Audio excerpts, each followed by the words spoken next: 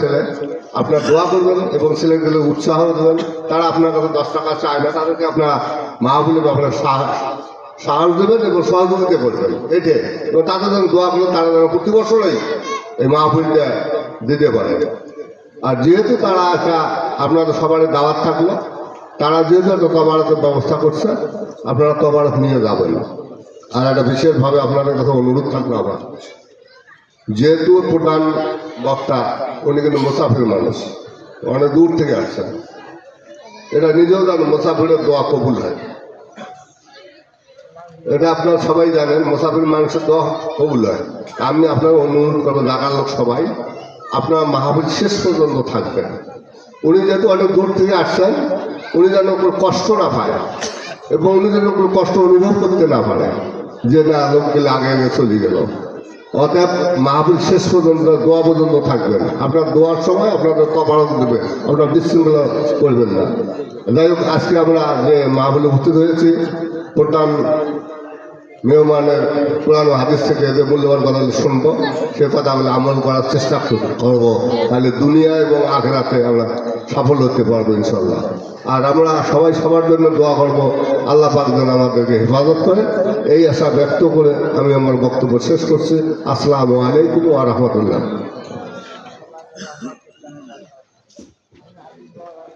মাশাআল্লাহ, জাযাকাল্লাহ। আমরা একটা এলান শুনি, মহিলাদের ওখানে জায়গা শর্ট।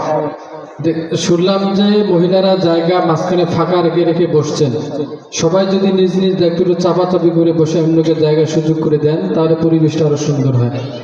আর আমরা যারা এখনো দোকানপাটে ঘোরাফেরা করতেছি, এটাই আমাদের শেষ মেহমান, শেষ বক্তা। এজন্য আমরা ঘোরাফেরা না করে মাহফিলের উদ্দেশ্যে এসেছি। মাহফিলের প্যান্ডেলের তলায় এসে বসে যাই, জান্নাতের বাগানটাকে আমরা আরো সুন্দর করি, পরিবেশটাকে সুন্দর করে সাজাই। এ পর্যায়ে কোরআন ও হাদিস থেকে তাফসীর নিয়ে আসছেন প্রধান আলোচক, বিশিষ্ট ইসলামী চিন্তাবিদ, মুফাসসির কোরআন মুফতি আবিদ আল আহসান। মুফতি আবিদ আল আহসান, খতিব বাইতুল মুমিন জামে মসজিদ, মিরপুর, ঢাকা। আমি হযরতকে তার মহামূল্যবান নসিহা পেশ করার জন্য বিশেষভাবে অনুরোধ করছি। السلام عليكم ورحمة الله وبركاته. الحمد لله علي الذات عظيم الصفات سميع السمات كبير الشان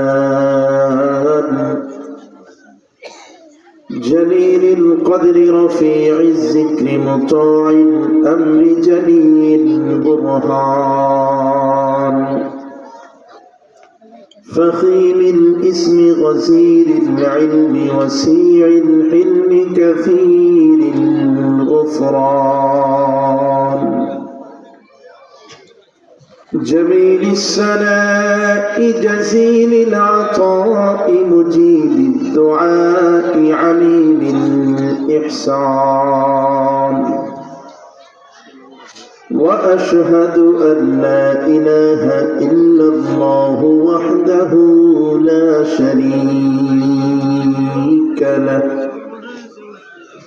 ونشهد أن سيدنا وسندنا وحبيبنا ونبينا وشفيعنا ومولانا محمد صلى الله تعالى عليه وعلى آله وأصحابه وبارك وسلم تسليما كثيرا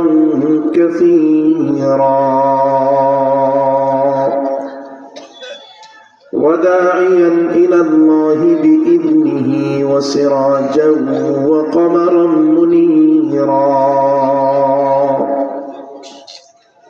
أما بعد فأعوذ بالله من الشيطان الرجيم بسم الله الرحمن الرحيم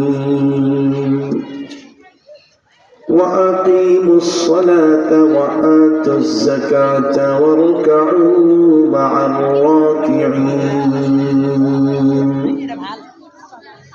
وعن أبي هريرة رضي الله عنه قال قال رسول الله صلى الله عليه وسلم أقرب ما يكون العبد من ربه وهو ساجد فأكثروا الدعاء.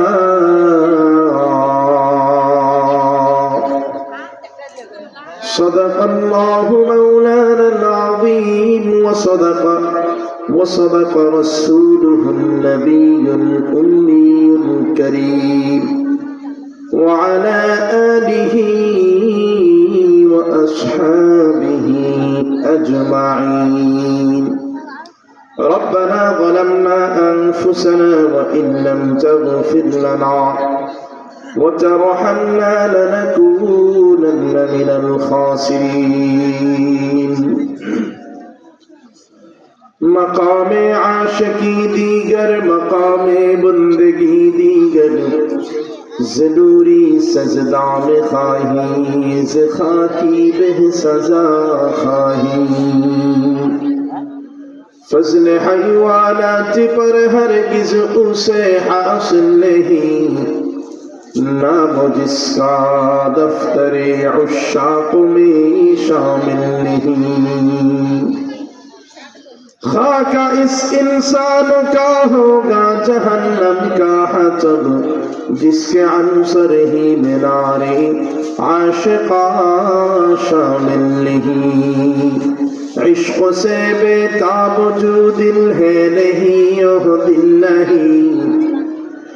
عشق سے بےتاب جو دل ہے نہیں وہ دل نہیں.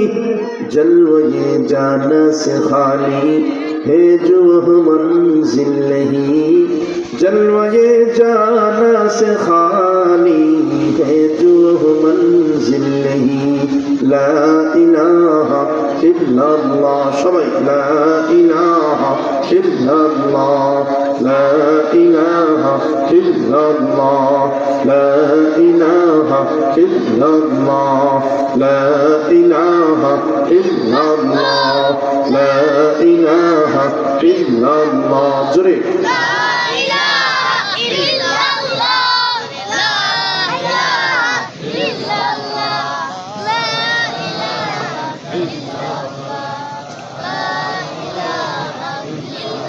ও মধুর নাম চিনিলে হৃদয় হাসে. ও মধুর নামে সুখ নেমে আসে. ও মধুর নাম চিনিলে হৃদয় হাসে. ও মধুর নামে সুখ নেমে আসে. ও নামের তুলনা মেলে না মেলে না. ও নামের তুলনা মেলে না মেলে না. তুলনা নাই নাই নাই. শোনা আল্লাহর নামে গান গাই. এসো না মন প্রাণ জুড়াই. আল্লাহু আকবার বলো আল্লাহু আকবার.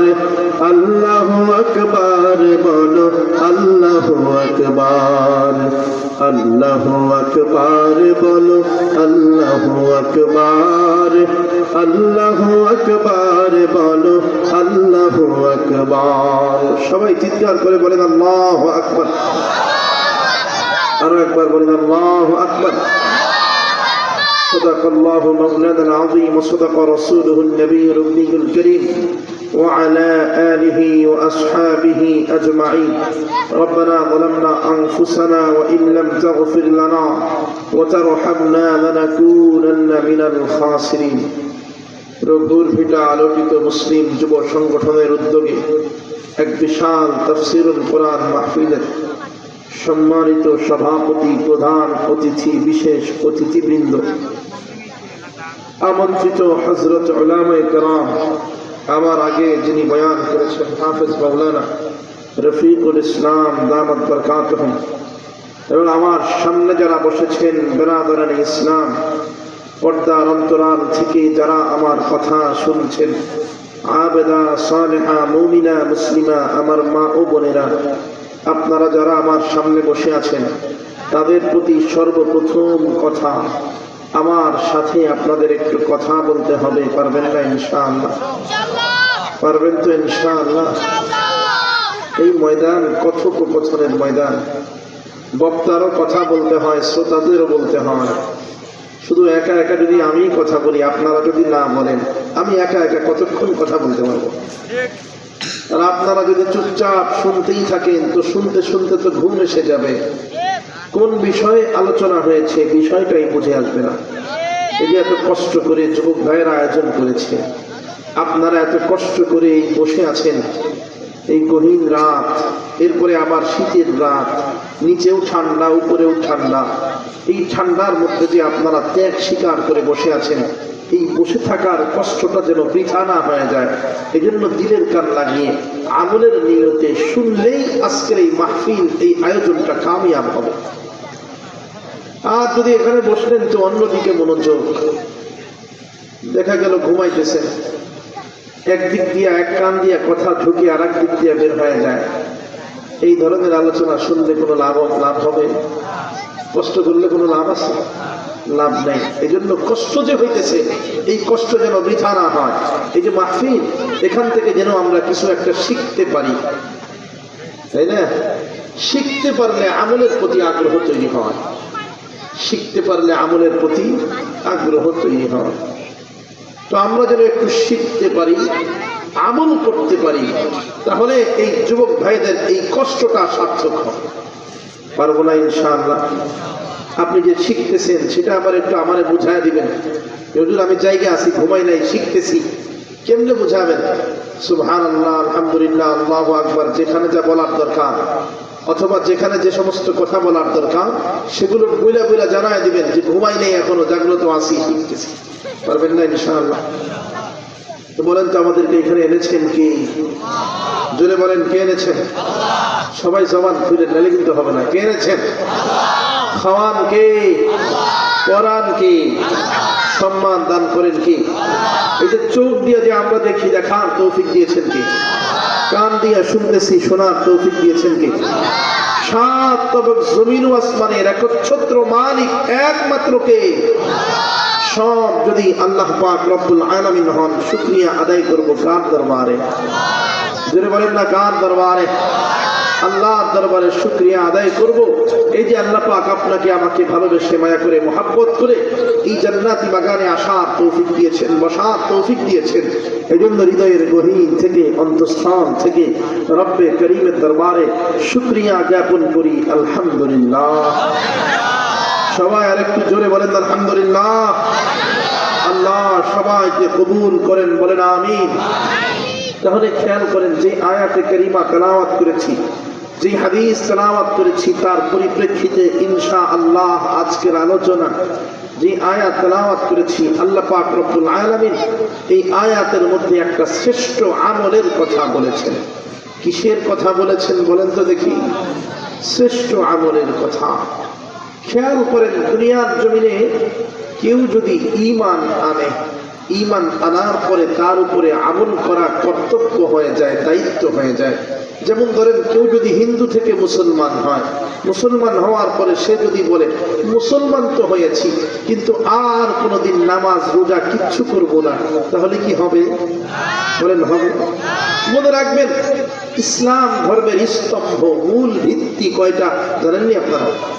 কয়টা ধরে বলেন? মাশাআল্লাহ, অনেকে পারছে। কয়টা? 5টা। 1 নম্বর কি বলতে পারবেন? 1 নম্বর কালিমা, কালিমা 1 নম্বর কালিমা, ঈমান। প্রথমত ঈমান আনতে হয়, ঈমান আনার পরে বান্দার উপরে আমল করা দায়িত্ব হয়ে যায়। আমলটা কি? আমলের মধ্যে সর্বোত্তম আমল হলো নামাজ। কি জোরে বলেন? আবার বলেন। সবাই বলেন, জবান খুলেন, জোরে বলেন নাকি? মনে থাকবে। তাহলে কেউ ঈমান আনলে, ঈমান আনার পরে তার উপরে নামাজ পড়াটা দায়িত্ব হয়ে যায়, অটোমেটিক দায়িত্ব চলে আসে, আল্লাহ প্রদত্ত দায়িত্ব। এবার যদি আপনি নামাজ না পড়েন তাহলে গুনাহগার হতে হবে। এই নামাজ এত দামি ইবাদত, এত গুরুত্বপূর্ণ ইবাদত। নামাজ যে শুধু আমাদের পয়গম্বর নবী মুহাম্মদুর রাসূলুল্লাহ সাল্লাল্লাহু আলাইহি ওয়াসাল্লামের জামানা থেকে শুরু হয়েছে এমন না। এই ইবাদত এমন দামি, এতটাই দামি যে প্রত্যেকজন পয়গম্বরের জন্য এই নামাজ নির্ধারিত ছিল, অবধারিত ছিল। আগের থেকেই নামাজ চলে আসতেছে। প্রত্যেকজন পয়গম্বর আল্লাহর দরবারে নামাজ আদায় করেছে। কোরআন দ্বারা প্রমাণিত। ইব্রাহিম আলাইহিস সালামের নাম আপনারা শুনেছেন, শুনছেননি? কথা কয় না, শুনছেন?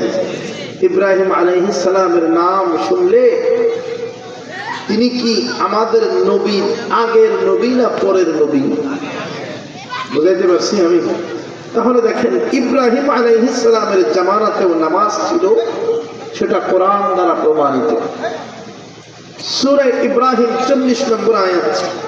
ইব্রাহিম আলাইহিস সালাম আল্লাহ পাক রব্বুল আলামিনের দরবারে দোয়া করতেছেন, রব্বি জাআলনি মুকিমাস সালাতি ওয়া মিন যুররিয়্যতি, রব্বি জাআলনি মুকিমাস সালাতি ওয়া মিন যুররিয়্যতি রব্বানা ওয়া তাকাব্বাল দুআ। ইব্রাহিম আলাইহিস সালাম আল্লাহ পাক রব্বুল আলামিনের দরবারে দোয়া করতেছেন, আল্লাহ হে আমার প্রতিপালক, হে আমার রব, আমাকে আপনি নামাজ কায়েমকারী বানায়া দেন। যারা নামাজ কায়েম করে তাদের অন্তর্ভুক্ত বানায়া দেন, এবং আমার সন্তানাদি যারা আছে তাদেরকেও নামাজ কায়েমকারী বানায়া দেন। তাহলে দেখেন, ইব্রাহিম আলাইহিস সালাম আল্লাহ পাক রব্বুল আলামিনের কাছে দোয়া করতেছেন, নামাজ কায়েমকারী হওয়ার দোয়া। কিসের দোয়া? নামাজের দোয়া, নামাজের দোয়া। ইব্রাহিম আলাইহিস সালাম আল্লাহ পাক রব্বুল আলামিনের কাছে নামাজের দোয়া করতেছেন, নামাজ কায়েমকারী হওয়ার জন্য দোয়া করতেছেন। তার মানে বোঝা যায় নামাজ নতুন কোন ইবাদত না। ইব্রাহিম আলাইহিস সালামের জামানায়ও নামাজ ছিল। বুঝাইতে পারছি আমি? এখন দেখেন, ইব্রাহিম আলাইহিস সালামের সন্তান ইসমাঈল আলাইহিস সালাম, তার ব্যাপারে কোরআন কি বলে? সূরা মারইয়াম 55 নম্বর আয়াত। ইসমাঈল আলাইহিস সালামের ব্যাপারে বলা হইতেছে যে ইসমাঈল আলাইহিস সালাম তার পরিবার বর্গকে নামাজের জন্য আদেশ দিত, হে আমার পরিবার, তোমরা নামাজ আদায় করো। খেয়াল করেন, وكان يأمر أهله بالصلاة والزكاة وكان عند ربه مرضيا। ইসমাঈল আলাইহিস সালাম সম্পর্কে কোরআন বলে সূরা মারইয়ামের 55 নম্বর আয়াত, আল্লাহ পাক রব্বুল আলামিন বলেন ইসমাঈল আলাইহিস সালাম তার পরিবারকে নামাজের জন্য আদেশ করত, যাকাত দেওয়ার জন্য আদেশ করত। তাহলে দেখেন, পরিবার বর্গকে ইসমাঈল আলাইহিস সালাম নামাজ পড়ার জন্য বলেছেন। তার মানে বোঝা যায় নামাজ নতুন কোনো ইবাদত না। ইসমাঈল আলাইহিস সালামের জামানায়ও নামাজ ছিল। বুঝাইতে পারছি আমি? এবার আসেন আল্লাহর আরো একজন নবী মূসা আলাইহিস সালাম। নাম শুনছেন নি আপনারা? মূসা আলাইহিস সালামের নাম শুনছেন? মূসা আলাইহিস সালাম মাদিয়ান থেকে মিশরের দিকে রওনা হয়েছেন। সূরা তাহার মধ্যে বিস্তারিত আলোচনা আছে। মাদিয়ান থেকে মূসা আলাইহিস সালাম মিশরের দিকে রওনা হয়েছেন। সঙ্গে আছে তার পরিবার, তার স্ত্রী সঙ্গে আছে। রওনা দেওয়ার পরে রাত হয়ে গেছে, গভীর রাত, সঙ্গে কোনো আলো নাই। আলো যেটা ছিল, মশাল যেটা ছিল, মশালটাও নিভে গিয়েছে। মূসা আলাইহিস সালাম তার পরিবার নিয়ে সামনে দিয়ে আগাবেন, পথ চিনতেছেন না, পথ চলতে পারতেছেন না। এইদিকে রাত্র গভীর হয়ে গেছে। মূসা আলাইহিস সালাম দূরের দিকে দৃষ্টি দিয়ে দেখেন, দূরে একটা আলো দেখা যায়, কেমন যেন আগুনের মতো জ্বলজ্বল জ্বলজ্বল করতেছে। মূসা আলাইহিস সালাম সঙ্গে সঙ্গে তার স্ত্রী এবং তার পরিবার বর্গকে ডাক দিয়ে বলে, ও আমার পরিবার, আমরা তো পথ হারায় ফেলছি, আমরা তো কোনো আলো ছাড়া সামনের দিকে আগাইতে পারবো না। ওই যে আমি দূরের দিকে তাকায় দেখলাম, ওই দূরে একটা আলো দেখা যায়, কেমন যেন আগুনের মতো জল জল জল জল করতেছে। তোমরা এখানে দাঁড়াও, আমি ওই আলোর নিকটে যাই, আলোর নিকটে যাই, যায়া দেখি ওই আলোর কাছে কোনো মানুষজন পাওয়া যায় কিনা। যদি আলোর কাছে কোনো মানুষ পাওয়া যায় তাহলে আমি যা জিজ্ঞাসা করব এখানের রাস্তা কোথায়, কোন দিক দিয়ে গেলে আমি মিশরে যাইতে পারবো। মানুষজনকে তখন আমি জিজ্ঞাসা করব। আর যদি কোনো মানুষ সেখানে নাও পায় তাহলে ওই আগুন থেকে কিছু আগুন আমাদের জন্য নিয়ে আসবো, তারপরে মশাল ধরাইয়া মশালটাকে আমাদের কাছে নিয়ে আসবো। রাত্রিবেলায় যদি আমার মশালটা জ্বালাইতে পারি তাহলেই তো আমরা পথ দেখতে পারবো, পথ আমাদের জন্য আলোকিত হয়ে যাবে, ক্লিয়ার হয়ে যাবে, আমরা সামনের দিকে আগাইতে পারবো। এই বলে মুসা আলাইহিস সালাম তার পরিবার বর্গকে রাইখা ওই আগুনের দিকে রওনা হয়ে গেলেন। আগুনের পাশাপাশি যখন মুসা আলাইহিস সালাম গিয়ে দাঁড়িয়েছে, হঠাৎ করে ওই আগুনের মধ্য থেকে আওয়াজ আসলো, ইয়া মুসা। আগুন থেকে আওয়াজ বের হয়ে গেছে, হে মুসা। মুসা আলাইহিস সালাম তার নাম ধইরা ডাকা শুইনা, ডাকতে শুইনা ভয় পেয়ে গেছে। এখানে এই বিরল অঞ্চলের মধ্যে কে আমার নাম ধইরা ডাকে? এই গভীর রাতে আগুনের মধ্যে কে দাঁড়ায় আছে? কে আমার নাম ধইরা ডাক দিল? মুসা আলাইহিস সালাম সঙ্গে সঙ্গে ডাক দিয়ে বলে, কে আপনি? কোত্থেকে কথা বলেন? কে আপনি? আমার নাম কেমনে জানলেন? আপনি কোত্থেকে কথা বলেন? আপনাকে তো দেখা যায় না।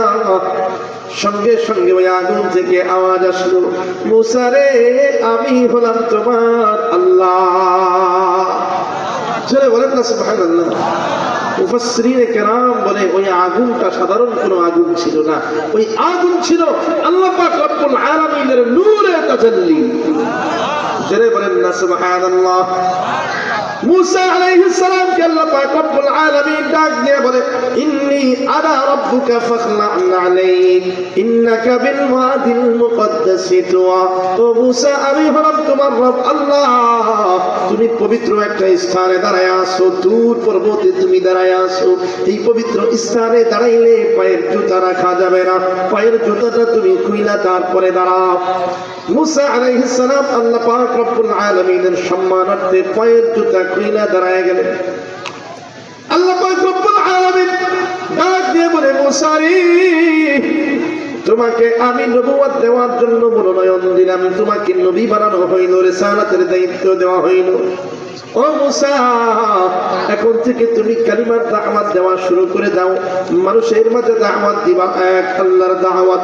ওয়া রাব্বাকা ফাকাব্বির, আল্লাহ পাক রব্বুল আলামিন যে সবচেয়ে বড়, মানুষের কাছে এই ঘোষণা শুরু করে দাও। কে বললেন?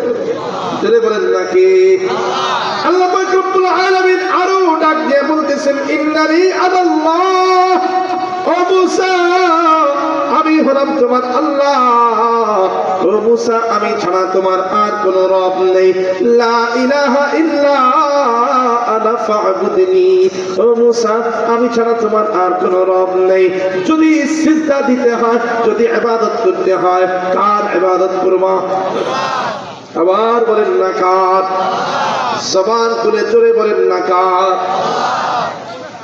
সিজদা যদি দিতে হয় কার জন্য সিজদা দিব? আবার বলেন। ইবাদত যদি করতে হয় কার ইবাদত করব? আল্লাহ পাক রব্বুল আলামিন বলেন, লা ইলাহা ইল্লা আনা ফা'বুদনি। দুনিয়ার কোনো কিছুর পূজা, কোনো কিছুর ইবাদত চলবে না। ইবাদত যদি করতে হয়, সিজদার মধ্যে যদি মাথা ঠেকাইতে হয়, আমি আল্লাহ ছাড়া আর কারো দরবারে মাথা ঠেকানো যাবে না। আমি রব ছাড়া আর কারো ইবাদত করা যাবে না। ইবাদত যদি করতে হয়, এক আল্লাহর ইবাদত করতে হবে। কার ইবাদত হবে? এবার দেখেন ইবাদত, কোন ইবাদতের কথা আল্লাহ পাক বলেন। আয়াতের পরবর্তী অংশে আল্লাহ পাক রব্বুল আলামিন ডাক দিয়ে জানায় দেন, ওয়া আকিমিস সালাতা লিযিকরি। ইবাদত করবা তো কোন ইবাদত করবা শুনে নাও। ওয়া আকিমিস সালাতা লিযিকরি, ইবাদত হবে আল্লাহর স্মরণে নামাজ কায়েম করবা। কিসের কথা বললেন? আবার বলেন কিসের কথা? তাহলে দেখেন মুসা আলাইহিস সালামের জামানায়ও নামাজ ছিল। যদি নামাজ না থাকতো আল্লাহ পাক রব্বুল আলামিন মুসা আলাইহিস সালামকে নামাজ পড়ার জন্য বলতেন না। তার মানে বোঝা যায় মুসা আলাইহিস সালামের জামানায়ও নামাজ ছিল, সেই জামানার মানুষও নামাজ আদায় করত। এবার আসেন সর্বশেষ পয়গম্বর নবীজি মুহাম্মদুর রাসূলুল্লাহ সাল্লাল্লাহু আলাইহি ওয়াসাল্লামের জামানা। ও ভাই খেয়াল করেন, আপনারা কম বেশি সবাই জানেন আল্লাহ পাক রব্বুল আলামিন নবীজিকে নামাজ দিয়েছিলেন 5 ওয়াক্ত। কয় ওয়াক্ত? জোরে বলেন না, কয় ওয়াক্ত? ওই যে মেরাজের রজনীতে 5 ওয়াক্ত নামাজ, প্রথমে 5 ওয়াক্ত দেন নাই, দিয়েছেন 50 ওয়াক্ত। কত ওয়াক্ত? 50 ওয়াক্ত নামাজ দিয়ে দেওয়া হয়েছে। নবীজি নামাজ পায়া বড় খুশি, 50 ওয়াক্ত আমার উম্মত পড়বে আর বেশি বেশি সওয়াব পাবে। নবীজি 50 ওয়াক্ত পায়া বড় খুশি হয়ে গেছেন। খেয়াল করেন আল্লাহ পাক রব্বুল আলামিন নবীজিকে কতটা ভালোবাসতেন, কতটা মহব্বত করতেন। দুনিয়ার জমিনে কেউ যদি কাউকে ভালোবাসে, মহব্বত করে, তাহলে প্রিয় জিনিসটা তারা দেওয়ার চেষ্টা করে, দামি জিনিসটা ওই মহব্বতের মানুষকে দেওয়ার চেষ্টা করে। আল্লাহ পাক রব্বুল আলামিন নবীজিকে মহব্বত কইরা এক দামি জিনিস দিয়েছেন, সেই জিনিসের নাম হলো নামাজ। দামি উপহার, দামি দামি। কত ওয়াক্ত দিয়েছিলেন? 50 ওয়াক্ত। আল্লাহ নবী খুশিতে খুশিতে নামাজ নিয়ে যখন ফেরত চলে আসতেছি, হযরত মুসা আলাইহিস সালামের দরবারে যখন আইসা হাজির 6ষ্ঠ আসমান, মুসা আলাইহিস সালাম ডাক দিয়ে বলে, মুহাম্মদ, আল্লাহ পাক তোমাকে কি উপহার দিল? নবীজি খুশি বলে ডাক দিয়ে কয়, মুসা, আল্লাহ পাক রব্বুল আলামিন আমাকে 50 ওয়াক্ত নামাজ উপহার দিয়েছে। মুসা আলাইহিস সালাম বলে, সর্বনাশ, আমার জামানায় আল্লাহ আমার উম্মতকে 2 ওয়াক্ত দিয়েছিল নামাজ, তাই পড়ে নাই, পড়াইতে পারি নাই। তুমি 50 ওয়াক্ত পায় খুশি হয়ে গেছো? হ্যাঁ, তাড়াতাড়ি যাও, ঘুমায় নিয়ে আসো। আবার কাছে আল্লাহ পাক রব্বুল আলামিনের দরবারে ডাক দিয়ে বলে, আল্লাহ, আমি না মুসা। মুসা বলেছে নামাজ কমায় দেওয়ার জন্য, আল্লাহ তুমি একটু কমায় দাও। আল্লাহ পাক রব্বুল আলামিন 5 ওয়াক্ত কমায় দিলেন 45 ওয়াক্ত। মুসা আলাইহিস সালাম ডাক দিয়ে বলেন, না না, হবে না। ও মুহাম্মদ, আবার আল্লাহর দরবারে যাও। আল্লাহ নবী আবার আল্লাহর দরবারে যায়, আগের থেকেই ডাক দিয়ে কয়, আল্লাহ, আমি না মুসা, আপনার নবী মুসা আমাকে পাঠাইছে। মুসা বলে, তার অভিজ্ঞতা থেকে বলতেছে, মুসা বলে তার উম্মত নাকি 2 ওয়াক্ত নামাজ পড়ে নাই। আমার উম্মত কিভাবে 45 ওয়াক্ত পড়বে? আল্লাহ আরেকটু কমায় দেন। আবার আল্লাহ পাক রব্বুল আলামিন 5 ওয়াক্ত কমায় দেয়। এইভাবে 9 বার, 1 বার 2 বার না, 9 বার আল্লাহর দরবারে যায় হাজিরা দেয়, আল্লাহ একটু কমান, একটু কমান, একটু কমান। কমাইতে কমাইতে যখন 5 ওয়াক্তের মধ্যে চলে আসছি, আবার মুসা আলাইহিস সালামের শরণাপন্ন দেখা হয়ে গেছে নবীজি। মুসা ডাক দিয়ে কয়, মুহাম্মদ, না না, এখনো হবে না, আরো একটু কমাই নিয়ে। নবীজি ডাক দিয়ে বলে, ভাই রে, আমি আর পারবো না, আমার দ্বারা আর সম্ভব না, আমার লজ্জা লাগতেছে। শুধু যে লজ্জা লাগতেছে তা নয়, দিলটাও খারাপ হয়ে গেছে, মনটাও খারাপ হয়ে গেছে। কোথায় ছিল 50 ওয়াক্ত? আমার উম্মত যদি 50 ওয়াক্ত পড়তো, তাহলে 50 ওয়াক্ত নামাজের সওয়াব পায় দিত। কমতে কমতে তো 5 ওয়াক্ত নিয়ে আসছে। এই 5 ওয়াক্ত পড়বেটা কি? সওয়াব তো 45 ওয়াক্তের সওয়াব তো কইনা গেছে, মনও খারাপ হয়ে গেছে, আর কমানো যাবে না। নবীজি মুহাম্মদুর রাসূলুল্লাহ সাল্লাল্লাহু আলাইহি ওয়াসাল্লাম মন খারাপ করে চলে আসতেছে। আল্লাহর পক্ষ থেকে ডাক দিয়ে জানায় দেওয়া হয়, মুহাম্মদ, মনটা কি তোমার খারাপ হয়ে গেছে নাকি? নবীজি ডাক দিয়ে বলে, আল্লাহ, মন তো খারাপ হয়ে গেছে, মুসার জন্য কমাইতে কমাইতে 45 ওয়াক্ত তো কমায় দিই। আল্লাহ পাক রব্বুল আলামিন ডাক দিয়ে বলে, রে হাবিব, মন খারাপ করার কোনো দরকার নাই, মনকে নষ্ট করবেন না, খারাপ করবেন না। ও হাবিব, আপনার জন্য আমি মন খুশি করে দেওয়ার জন্য একটা ঘোষণা দিয়ে দেই, আপনার উম্মতের মধ্য থেকে কেউ যদি 5 ওয়াক্ত নামাজ আদায় করতে পারে, জামাআতের সঙ্গে ওয়াক্ত মতো যদি 5 ওয়াক্ত নামাজ আদায় করে, ও নবী, তার জন্য আমি আল্লাহ ঘোষণা দিয়ে দিলাম, ওই 50 ওয়াক্ত নামাজে সওয়াব দিয়ে দেওয়া হবে। জোরে বলেন না সুবহানাল্লাহ। والليل به زلف محمد کا ترنم والشمس میں رخسارہ احمد کا ترنم والفجر में है सुबह रिसालत की बशारत والعصر में है ज़हूर नबूवत की बशारत हर फूल में है रूह मदीना का तबस्सुम शाखों के लचक में क़द अहक़ा का तकल्लुम यासीन से मौला ने कभी उसको पुकारा हामीम को भी और कभी तासीन इशारा यह रमज़ है कुछ आशिक़ माशूक़ के माबैन यह रमज़ है कुछ आशिक़ माशूक़ के माबैन समझा है जिन्हें खल्क़ में एक सरवर कौनैन समझा है जिन्हें खल्क़ में एक सरवर कौनैन पहले निराला है गो नबी पहले निरालाय बोलें पहले निराला है गो नबी पहले निरालाय पहले निराला है गो नबी पहले निरालाय ওই কপালে চুমু খাবো ওই কপালে চুমু খাবো তোমার ছোঁয়া লাগবে গায়ে পহলে নিরালাই গো নবী পহলে নিরালাই পহলে নিরালাই গো নবী পহলে নিরালাই সবাই বলেন সাল্লাল্লাহু আলাইহি ওয়াসাল্লাম হয় না আবার দিন থেকে জোরে বলেন সাল্লাল্লাহু আলাইহি ওয়াসাল্লাম আর একবার বলেন নবীজির মুহাব্বত নিয়ে বলেন সাল্লাল্লাহু আলাইহি ওয়াসাল্লাম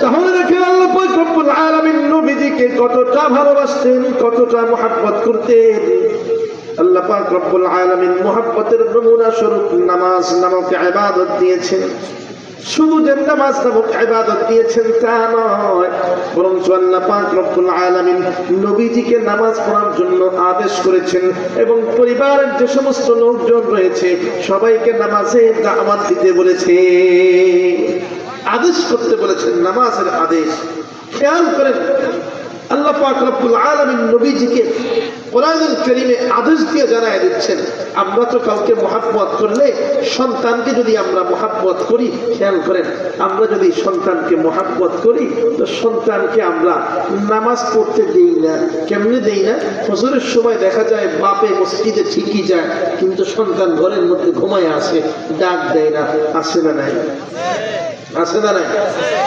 সন্তান ঘরের মধ্যে ঘুমায় থাকে বাবা দেখা যায় মসজিদের দিকে চলে যায় সন্তান ঘরের মধ্যে ঘুম ওই সন্তানকে বাবা ডাক দেয় না জোহরের সময় সন্তান নামাজ পড়েছে কিনা বাবার কোনো খবর থাকে না সন্তান নামাজ পড়েছে কিনা বাবার কোনো খবর নাই বাবা ঠিকই মসজিদে যায় আসর মাগরিবের সাথেও বাবা ঠিকই মসজিদে যায় কিন্তু সন্তান নামাজ পড়লো কিনা বাবার কাছে সেই খবর থাকে না এমন বাবা সমাজে আছে না নাই খেয়াল করেন আল্লাহ পাক রব্বুল আলামিন নবীজিকে এতটা মুহাব্বত করতেন এতটাই ভালোবাসতেন তারপরে আল্লাহ পাক রব্বুল আলামিন নবীর জন্য নামাজকে মাফ করে দেন নাই বরং আদেশ দিয়ে জানাই দিয়েছেন সূরা তাহা 132 নম্বর আয়াত আল্লাহ পাক রব্বুল আলামিন আদেশ করে জানাই দেন ওয়া'মুর আহলাকা বিস-সালাতি ওয়াসতাবির আলাইহা লা নাসআলুকা রিজকা নাহনু নারযুকুক ওয়াল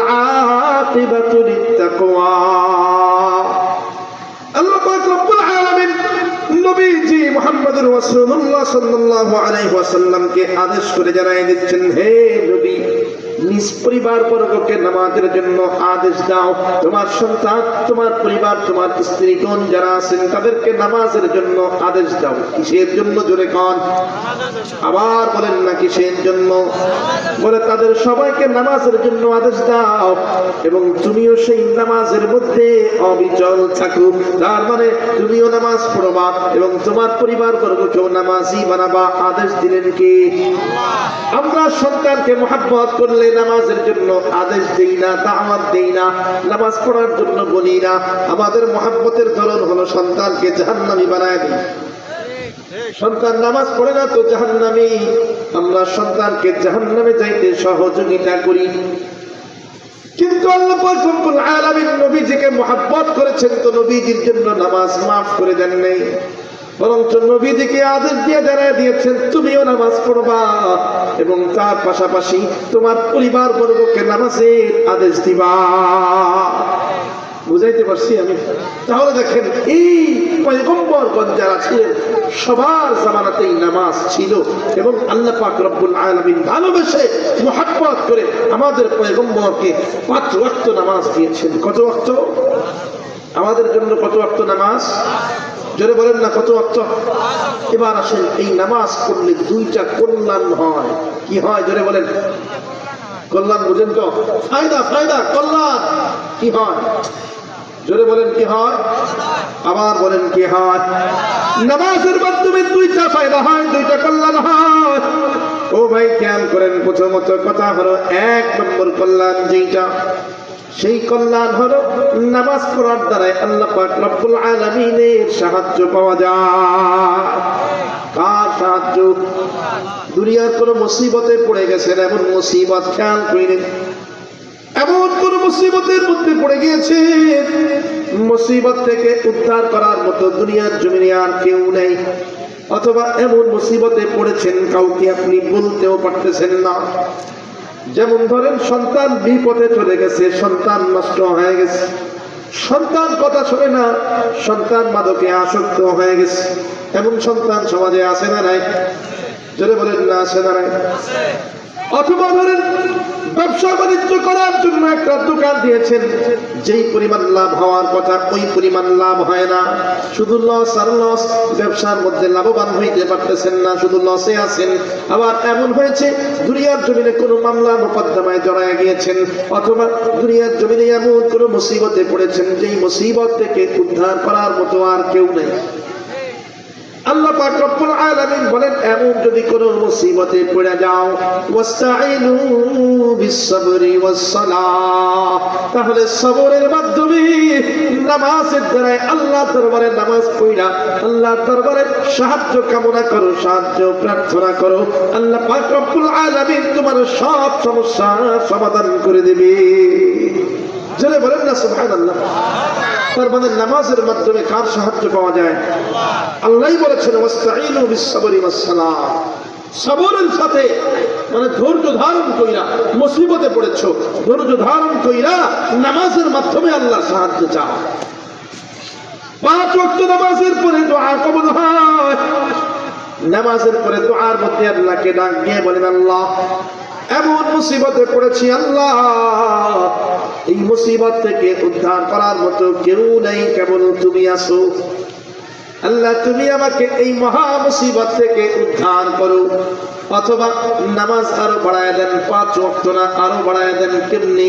বলে ইশরাকের নামাজ পড়েন, আওয়াবিনের নামাজ পড়েন, তাহাজ্জুদের নামাজ পড়েন। এগুলোর নাম শুনছেন নি? তাহাজ্জুদের নাম শুনছেন নি? কোন সময় পড়তে হয়? হ্যাঁ, ফজরের পরে না আগে? জোরে বলেন না, কখন? ফজরের আগে গভীর রাতে এই তাহাজ্জুদের নামাজ পড়তে হয়। ও ভাই, রাত এখন অনেক বড়। এখন তো 7টার সময় এশার নামাজ হয়। কয়টায়? 7টা অথবা 7:15 এখানে জামাত হয়। এশাদের পরে যদি আপনি 2 ঘন্টা গল্প গুজব করেন, তাও 9টা, 9:30, 9:30 ঘুমাইলেও 4:30 ঘুম ভেঙে যায়। লম্বা টাইম, 6 ঘন্টা 7 ঘন্টা প্রায়। 9টায় ঘুমাইয়া 9:30 ঘুমাইয়া 4:30 যদি আপনি উঠেন, 4:30তেও আপনার তাহাজ্জুদের ওয়াক্ত আরো আধা ঘন্টা থাকে। 5টার পরে ফজরের ওয়াক্ত আসে। কথা বুঝাইতে পারছি? তাহলে এই যে লম্বা টাইম ঘুমাইলে, ঘুমের পরে অ্যালার্ম দিয়া একটু উঠে দেখেন না কি হয়।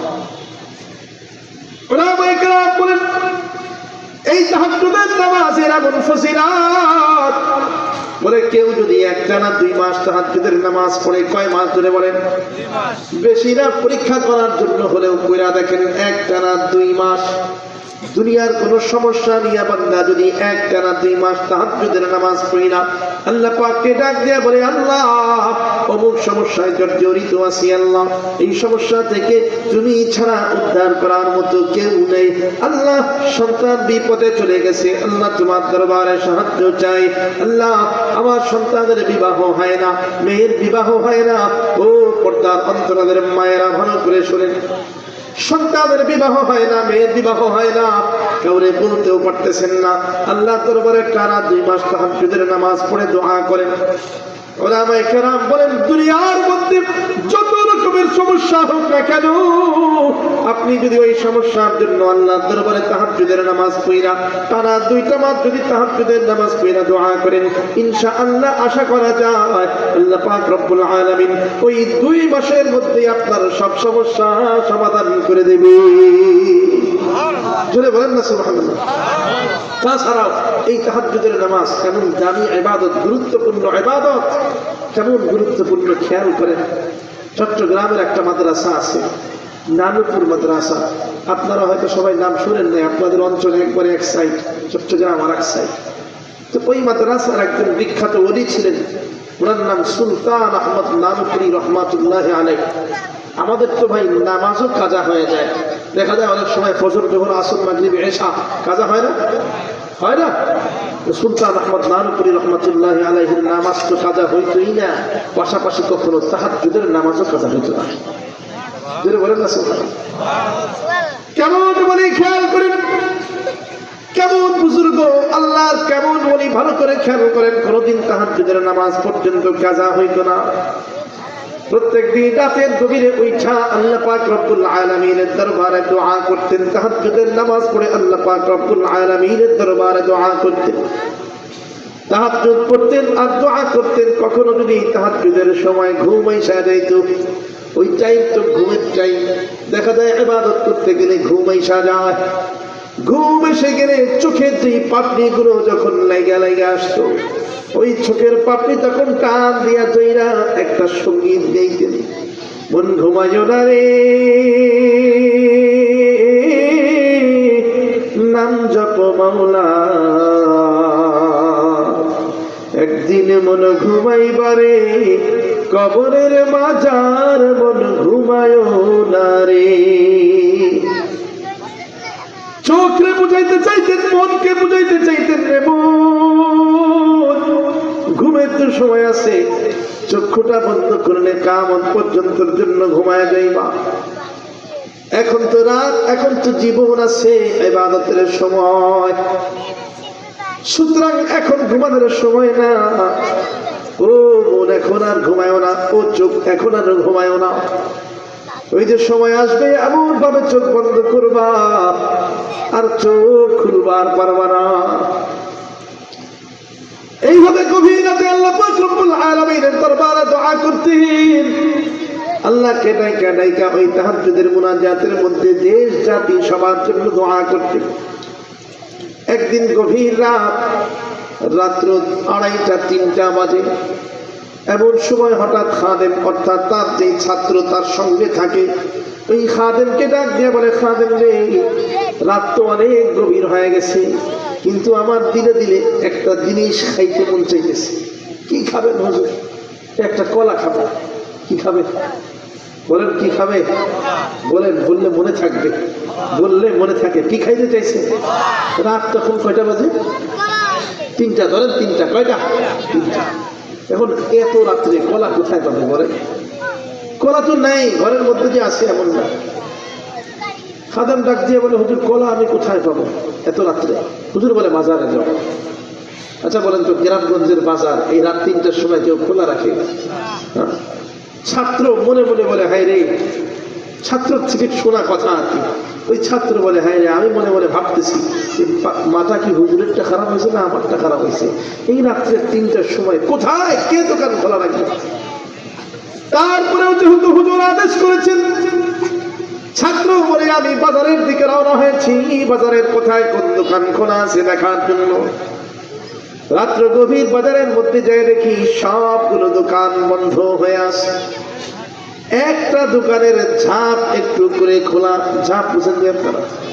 ওই যে যেটা বাঁশ দিয়ে দাঁড় করানো হয় ঝাঁপ, ওই একটা দোকানের ঝাঁপ একটু করে ফাঁকা করা। ওই ঝাঁপের মধ্য দিয়ে আবার লাইটের একটা ছোট আলো দেখা যায়, একটা আলো জ্বলতেছে। আমি তাড়াতাড়ি করে যাই দোকানদারকে ডাক দিয়েছি, দোকানের মধ্যে কে আছেন? আসেন কেউ? দোকানদার বলে, হ্যাঁ। ঘুমাই গেছেন? বলে, ঘুমাই তো গেছিলাম। তো আমার তো একটা জিনিস দরকার। কি দরকার? কলা। কলা আছে? বলে, আছে। তো কলা দিছে, কলার দিকে তাকায় দেখে কলাটা দেখতেও সুন্দর না, আপনার উপরে কালো হয়ে গেছে, শুকায় গেছে, শুকায় বলে না, শুকায় গেছে কলা, একদম রসকসহীন আর কি, রসকস নেই। এই কলা দেখা কয় মিয়া কলার যে অবস্থা আর ভালো নাই, বলে না আর নাই, বলে এই কলার দাম কত? এমন একটা দাম চাইছে মানে স্বাভাবিক সময়ের তুলনায় 2 গুণ বেশি দাম। কয় গুণ বেশি বলেন? এখন বেড়া কয় হ্যাঁ মিয়া এটা কোনো দাম চাইলে? ছাত্র ডাক দিয়ে বলছে এটা কোনো দাম চাইলে? এত দাম কেন? এই কলা কি অত টাকা দিয়ে কিনবে? কয় ভাই এমনি ঘুমের থেকে উঠাইছে, মাথা খারাপ আছে, বেশি বক বক করেন না, কলা নিতে মনে চাইলে নেন, আর নিতে মনে না চাইলে অন্য দোকানে দেখেন। এখন বলেন তো গভীর রাতে অন্য দোকানে দেখা সম্ভব? এখন কলা যদি কিনতেই হয়, দাম যতই হোক কিনতে হবে কিনা? কলা কিনে নিয়ে আসছে 2 গুণ বেশি দাম দিয়ে। খেয়াল করেন এই ঘটনার থেকে অনেক বড় শিক্ষা। কলা কিনে নিয়ে আসছে হুজুরের কাছে, হুজুর ডাক দিয়ে বলে ও বাজার কলা এত রাত্রে কোত্থেকে পাইলা? হুজুর বাজারে গিয়েছিলাম, একটা দোকান খোলা আছে, ওই দোকানদারকে ঘুমের থেকে ডাইকা উঠায় কলা কিনছি। হুজুর বলে কলার দাম কত নিল? ছাত্র ডাক দিয়ে হুজুর দামের কথা জিগাইয়া অন্তরের কষ্ট আর বাড়াইয়া দিয়ে না, শুধু বেশি না, বেশি যে নিছে শুধু না, 2 গুণ বেশি দাম নিছে। কেন 2 গুণ বেশি দাম নিল?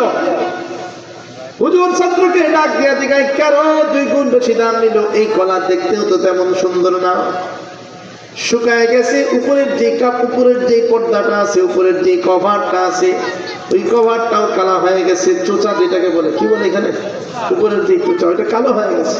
এই কলার দাম 2 গুণ কেন বেশি দেবে? ছাত্র তখন ডাক দেয় বলে হুজুর ওই যে সবগুলো দোকান বন্ধ, একটা দোকান খোলা, এই কারণে ওই ব্যক্তির চান্স পেয়ে গেছে, দোকানদার চান্স পেয়ে গেছে, এখন তো 2 গুণ দাম বাড়াইছে, যদি দামটা 4 গুণও বাড়াইতো তাইলে তো আমার কেনা লাগতো, ও তো টের পাইছে যে আমার কলা কিনতে হবে, এই কারণে আমি বেশি কলা কিনি নাই, মাত্র 2টা কিনে নিয়ে আসছি।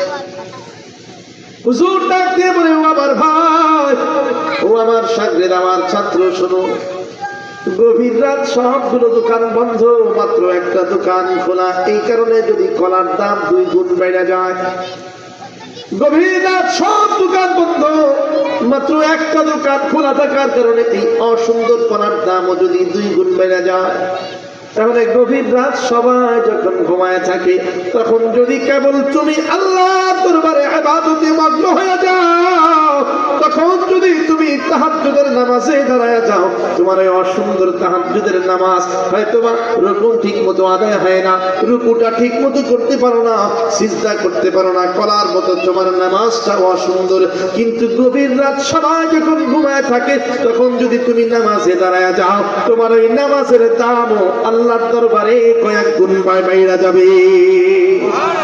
শুনে বলেন না সুবহানাল্লাহ।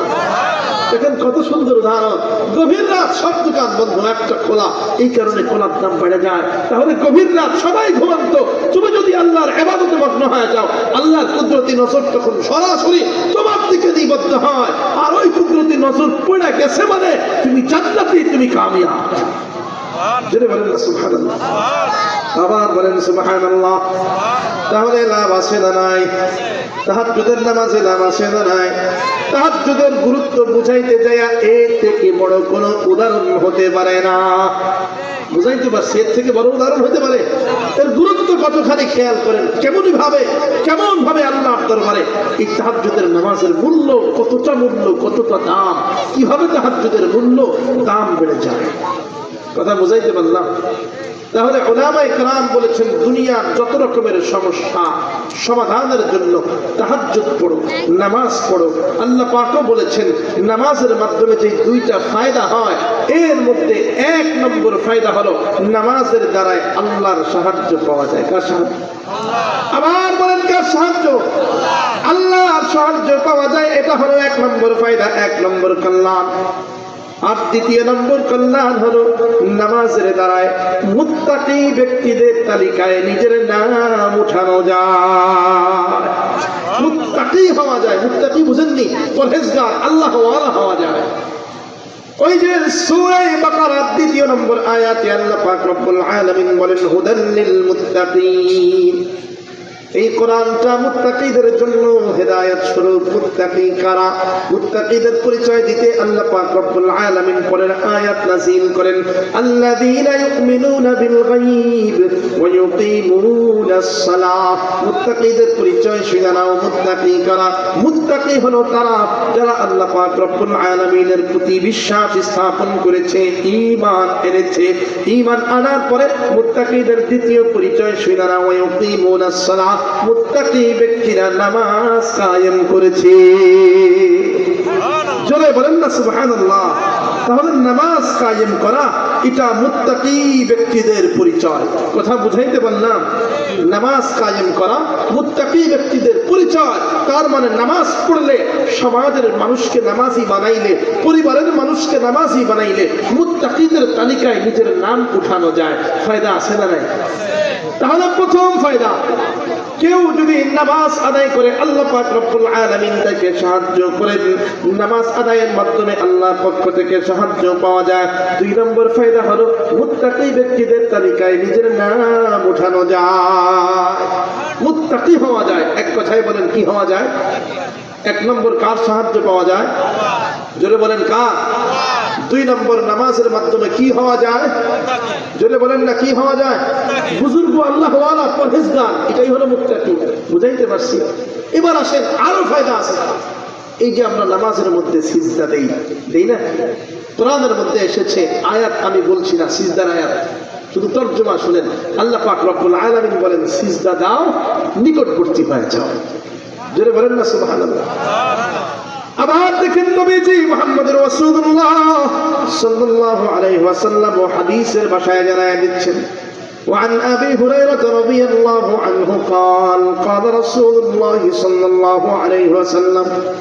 সাহাবী আবু হুরায়রা রাদিয়াল্লাহু তাআলা আনহু থেকে বর্ণিত, তিনি বলেন নবীজি মুহাম্মদুর রাসূলুল্লাহ সাল্লাল্লাহু আলাইহি ওয়াসাল্লাম বলেছেন, আকরাবু মা ইয়াকুনুল আবদু মির রাব্বিহি ওয়া হুয়া সাজিদুন ফাআকসিরুদ দুআ।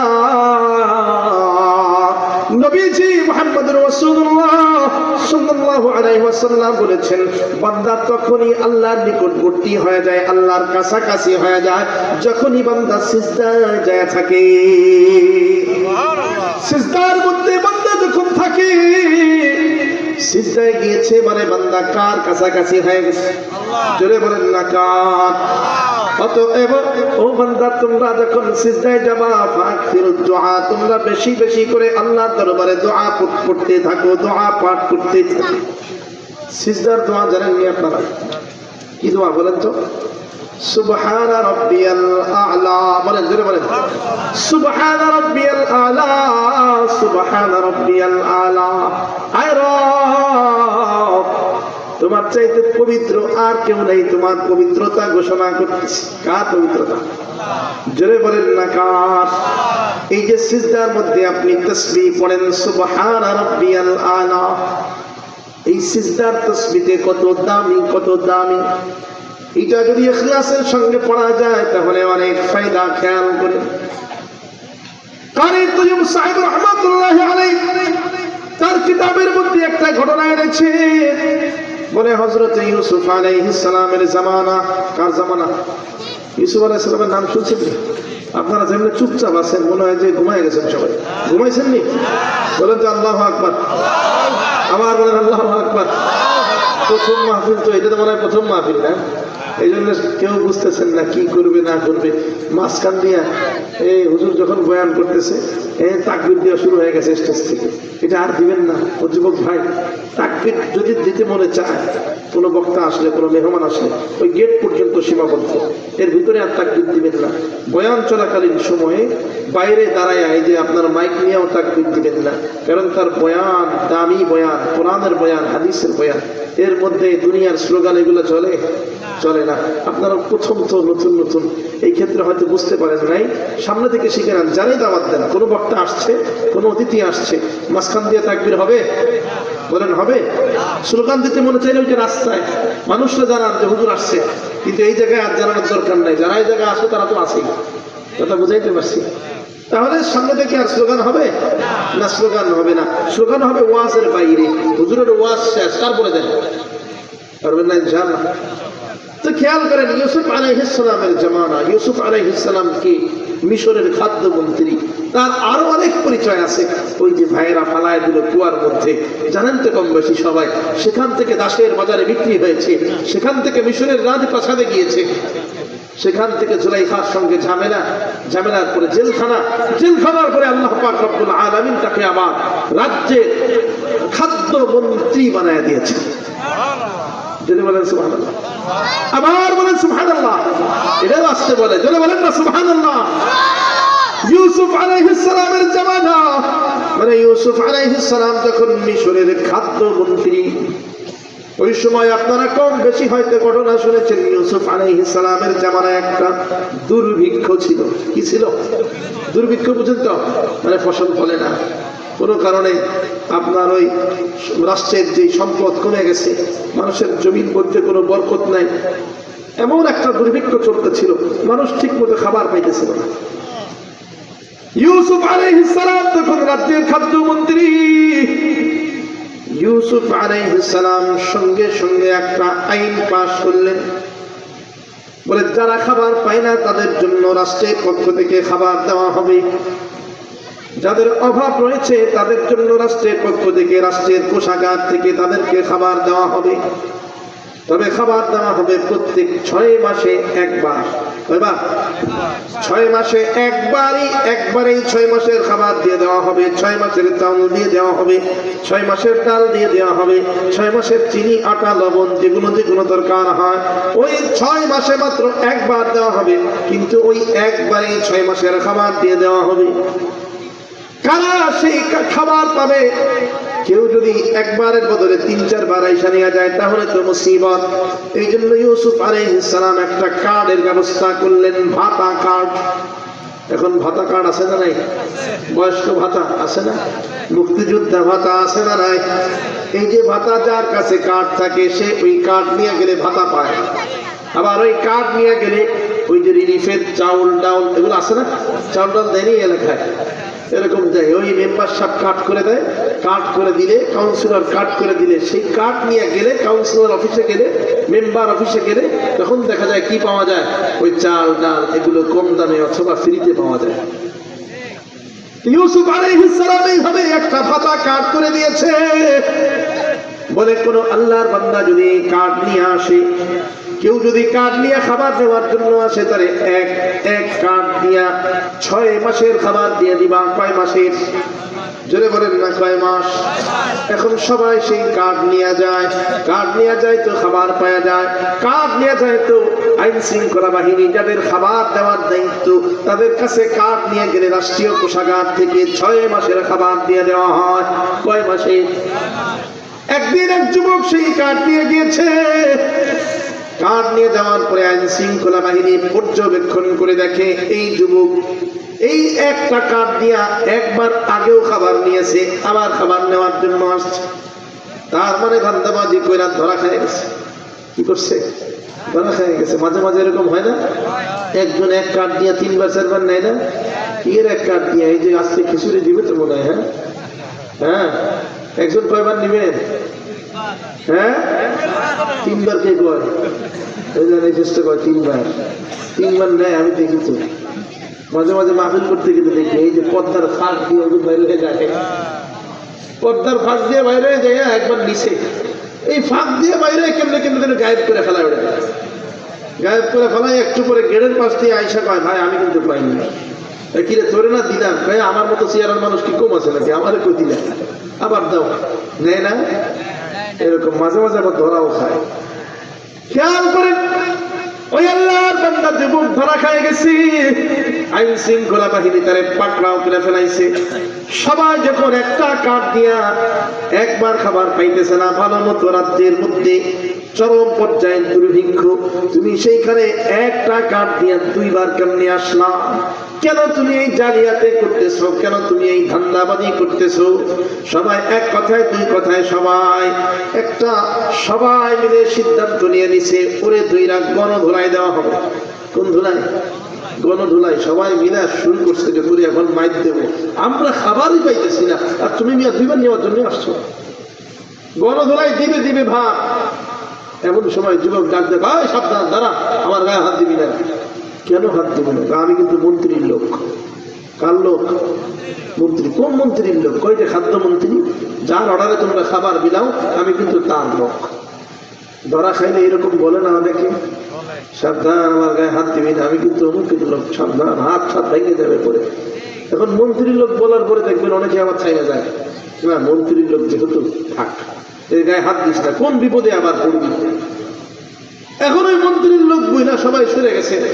আইন শৃঙ্খলা বাহিনী চিন্তা করে, কি মন্ত্রী ইউসুফ আলাইহিস সালাম খাদ্যমন্ত্রী, তো উনার তো কোনো লোক আছে বলে মনে হয় না, পরিবার নাই, ওই দাসের বাজারে বিক্রি হয়েছিল, সেখান থেকে একা একা একা একা আল্লাহ তারে খাদ্যমন্ত্রী বানাইছে। তার পরিবারের তো কেউ নাই, তার লোক আবার কোথেকে আসে? খেয়াল করেন, ইউসুফ আলাইহিস সালামের দরবারে সংবাদ পৌঁছায় দেওয়া হয়, ও আল্লাহর পয়গম্বর ইউসুফ, ও খাদ্যমন্ত্রী ইউসুফ, এক আল্লাহর বান্দা যুবক ধরা খেয়ে গেছে, একটা কাঠ দিয়া 2 বার খাবার নেওয়ার জন্য এসে ধরা খেয়ে গেছে। যখন ধরা খাইছে, তখন যখন তারে গণধোলাই দেব, শাস্তি দেওয়ার জন্য গিয়েছি, তখন ওই আল্লাহর বান্দা ডাক দিয়া কয়, সে নাকি আপনার নিজস্ব লোক, আপনার পরিচিত, আপনার লোক বেরা পরিচয় দেয়। ইউসুফ আলাইহিস সালাম ডাক দিয়ে বলে, আমার তো এমন কোন লোক থাকার কথা না, তো ওই আল্লাহর বান্দারে আমার সামনে আইনা হাজির করো। ওই ধান্দাবাজ যুবককে তখন আল্লাহর নবী ইউসুফ আলাইহিস সালামের সামনে নিয়ে হাজির করে দেওয়া হয়।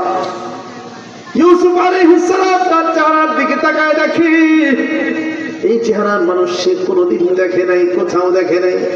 পরিচিত হওয়া তো দূরের কথা, তার চেহারা কোনোদিন দেখেছে বলেও মনে হয় না।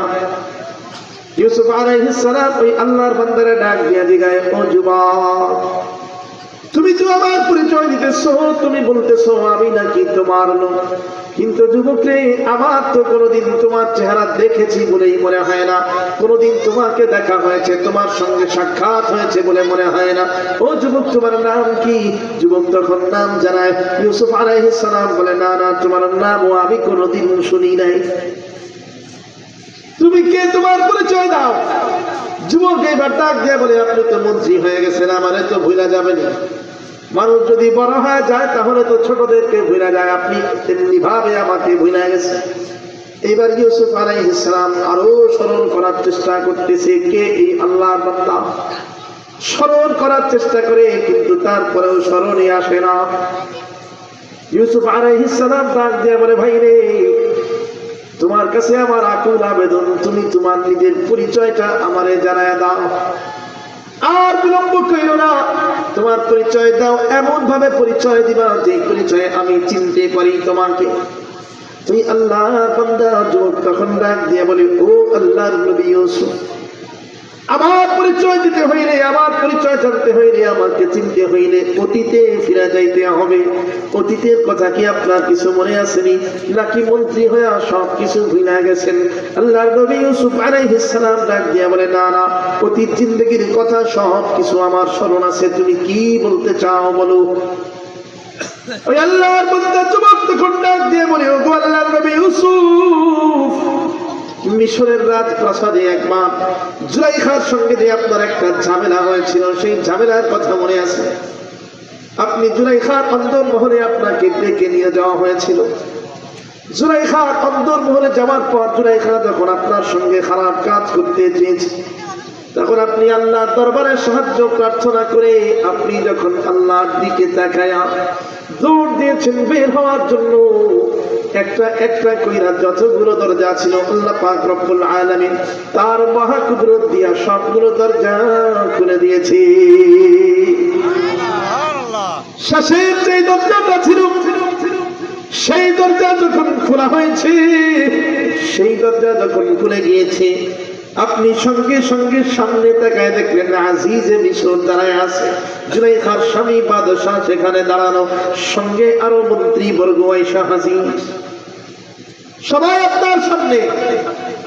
আপনি তখন দোষী, আপনার পক্ষে তখন সাক্ষী দেওয়ার মতো কেউ নাই। জুলাইখার বিরুদ্ধে যাইয়া যে আপনার পক্ষে সাক্ষী দেবে, সাক্ষী দেওয়ার মতো কেউ নেই। জুলাইখা সরাসরি আপনার বিরুদ্ধে অভিযোগ করল। জুলাইখা বলল, ও আজিজে মিসর, ও মিসরের বাদশাহ, এই ইউসুফ আমার সঙ্গে খারাপ কাজ করার জন্য আমার অন্দরমহলে প্রবেশ করেছে।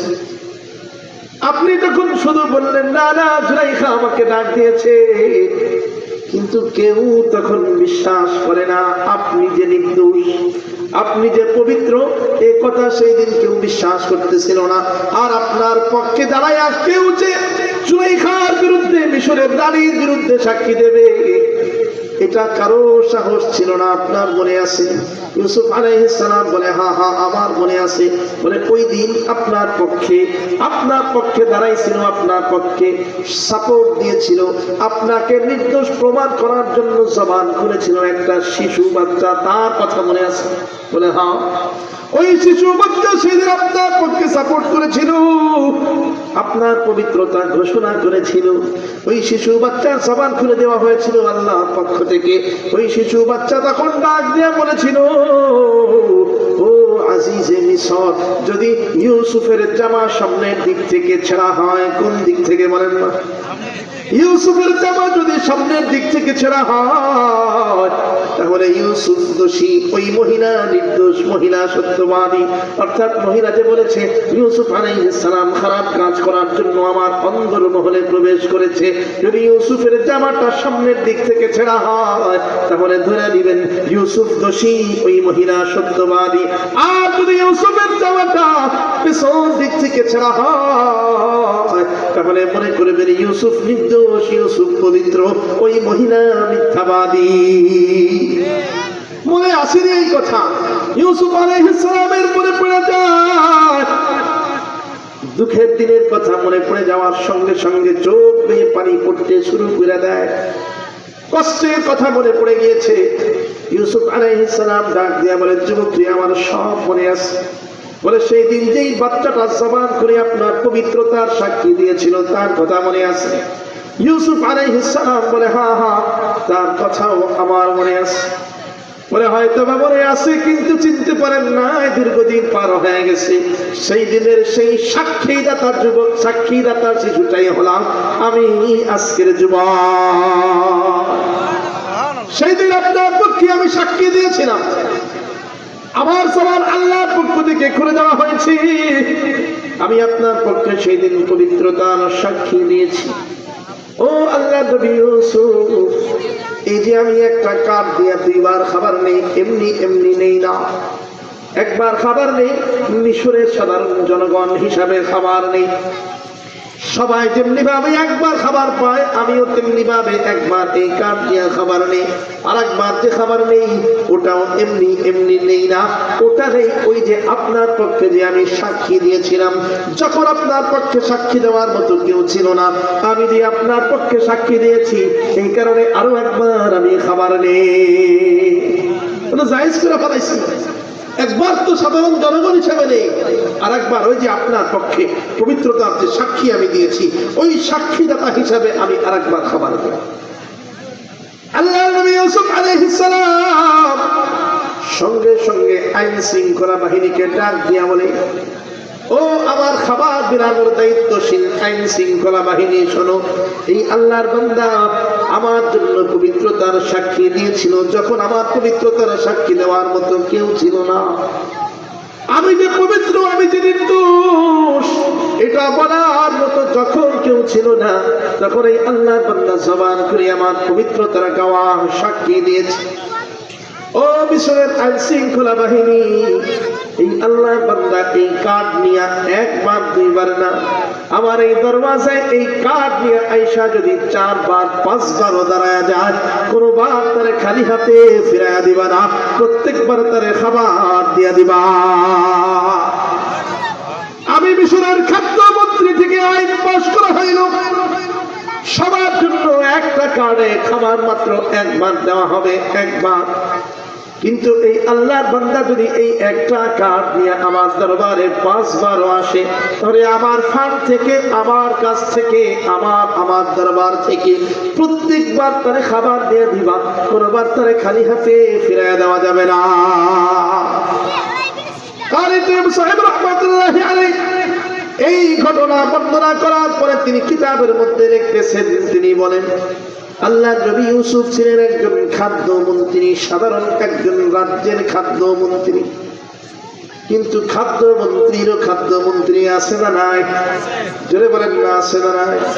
বাদশাহ যিনি আল্লাহ, তার পবিত্রতা যদি ঘোষণা করা যায়, ওই যে খাদ্যমন্ত্রীর পবিত্রতা ঘোষণা করার কারণে যদি একটা কাঠ দিয়া 5 বার খাবার পাওয়া যায়, তাহলে যিনি খাদ্যমন্ত্রী, যার ভান্ডারে কোনো অভাব আসেনি, বলেন না? যার ভান্ডারে কোনো অভাব নাই, যার কাছে অভাব বলে কোনো শব্দ নাই, ওই আল্লাহর পবিত্রতা যদি ঘোষণা করা যায়, প্রত্যেকটা সিজদা দিয়া সুবহানা রাব্বিয়াল আলা, আয় আল্লাহ তুমি সবচেয়ে পবিত্র, তোমার পবিত্রতা ঘোষণা করতেছি আল্লাহ। এইভাবে সিজদা দিয়া প্রত্যেকটা সিজদার মাধ্যমে যদি আল্লাহ পাক রব্বুল আলামিনের পবিত্রতা ঘোষণা করা যায়, ইউসুফ আলাইহিস সালামের পবিত্রতা ঘোষণা করলে তো মাত্র 5 বার খাবার পাওয়া যায়। আল্লাহ পাক রব্বুল আলামিনের পবিত্রতা যদি প্রত্যেকটা সিজদায় ঘোষণা করা যায়, আর যদি ওই সিজদা আল্লাহর দরবারে কবুল হয়ে যায়, তাহলে ওই পবিত্রতা ঘোষণা করার দ্বারা একটা জান্নাত না, আল্লাহ পাক রব্বুল আলামিন আপনাকে আমাকে হাজারো জান্নাতের মালিক বানায় দেবে। জোরে বলেন না সুবহানাল্লাহ। তাহলে সিজদা দিলে লাভ আছে না নাই? এই জন্য উলামায়ে কেরাম বলেছেন, বেশি বেশি করে আল্লাহর দরবারে সিজদা দাও। তার মানে কি 1 রাকাতে 5 বার সিজদা দিবেন? বেশি বেশি সিজদা দেওয়ার মানে বুঝছেন তো? তার মানে নামাজ বেশি বেশি করে পড়ো, 5 ওয়াক্ত তো পড়বা, পাশাপাশি আরো যে নফল নামাজ আছে সেগুলো পড়বা। নফল নামাজ বাড়ায়া দাও, তাহাজ্জুদ বাড়ায়া দাও, ইশরাকের নামাজ বাড়ায়া দাও।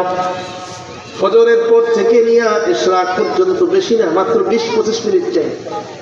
20-25 মিনিট মসজিদে অবস্থান করো। হাদিসের মধ্যে বলা হয়েছে, কোন ব্যক্তি যদি ফজরের নামাজের পরে মসজিদে বসা থাকে, ফজরের পর থেকে বেশি না, মাত্র 25 মিনিট মসজিদে অবস্থান করে মসজিদ থেকে বের হয় না, 25 মিনিট পরে যখন ইশরাকের সময় চলে আসছে, ইমাম সাহেবের যায় জিজ্ঞাবেন ইশরাকের সময় কখন আসবে?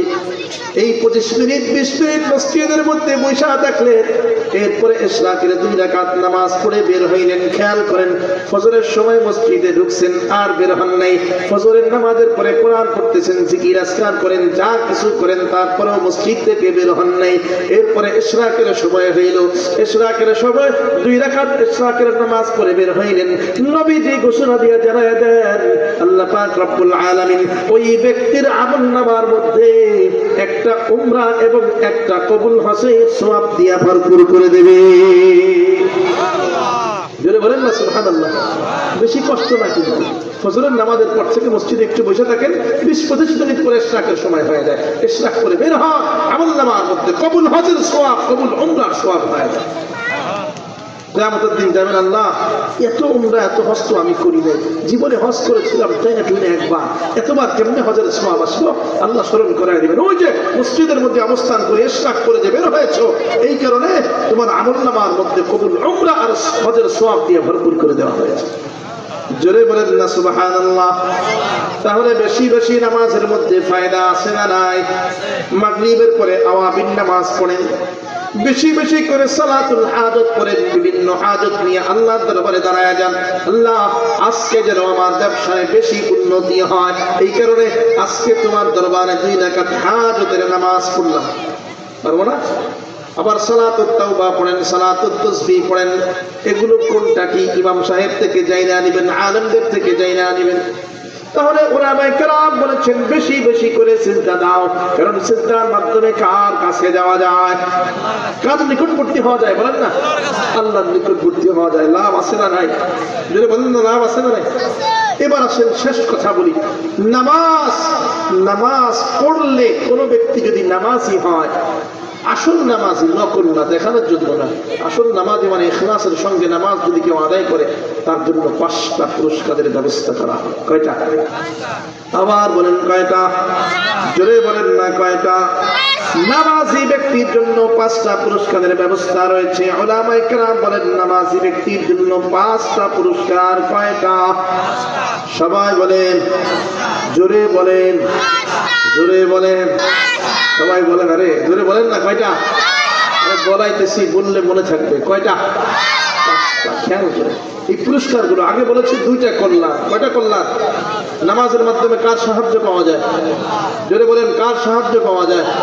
2 নম্বর, নামাজের মাধ্যমে মুত্তাকি হওয়া যায়, আল্লাহ ওয়ালা হওয়া যায়। বলছিলাম না? আবার একটা বলেছিলাম যে সিজদার মাধ্যমে আল্লাহর কাছাকাছি যাওয়া যায়। এবার আসেন নামাজের পুরস্কার 5টা। কি কি পুরস্কার পাবো?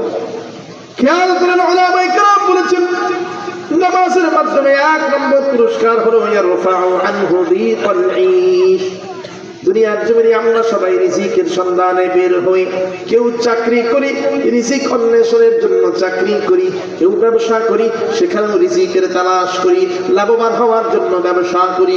ব্যবসার মধ্যে মাঝে মাঝে লাভ হয়, মাঝে মাঝে লস হয়, হয় না? কিন্তু উলামায়ে কেরাম বলেন, আপনি যদি নামাজি হন, আপনি যদি সত্যিকার নামাজি হন, ইখলাসের সঙ্গে যদি নামাজ আদায় করেন, রিজিক নিয়ে আর কোনো টেনশন করতে হবে না। আল্লাহ পাক রব্বুল আলামিন আপনার ওই রিজিকের মধ্যে বরকত দিয়া ভরপুর করে দেবে। জোরে বলেন না সুবহানাল্লাহ।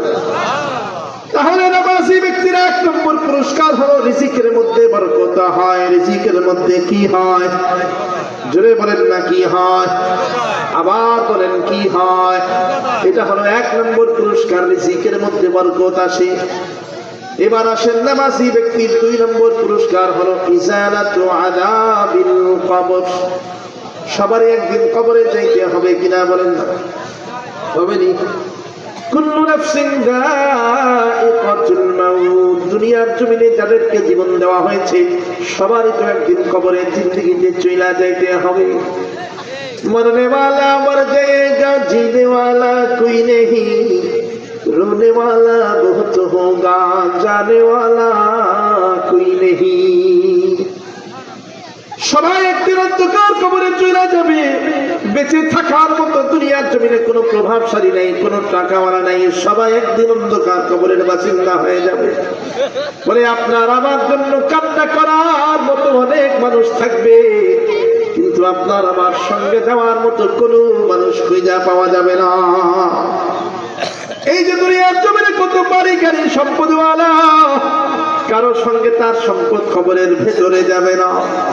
এত বাড়ি গাড়ি, সব বাড়ি গাড়িগুলো দুনিয়ার জমিনে পড়ে থাকবে, কোনো বাড়ি গাড়ি কবরওয়ালার কবরের ভেতর পর্যন্ত যাবে না। এই জন্য কবি ডাকিয়া বলে, कैसे कैसे ताजदारो बादशाह चल बसे, वो खजीना बादखाना शान शौकत क्या हुई।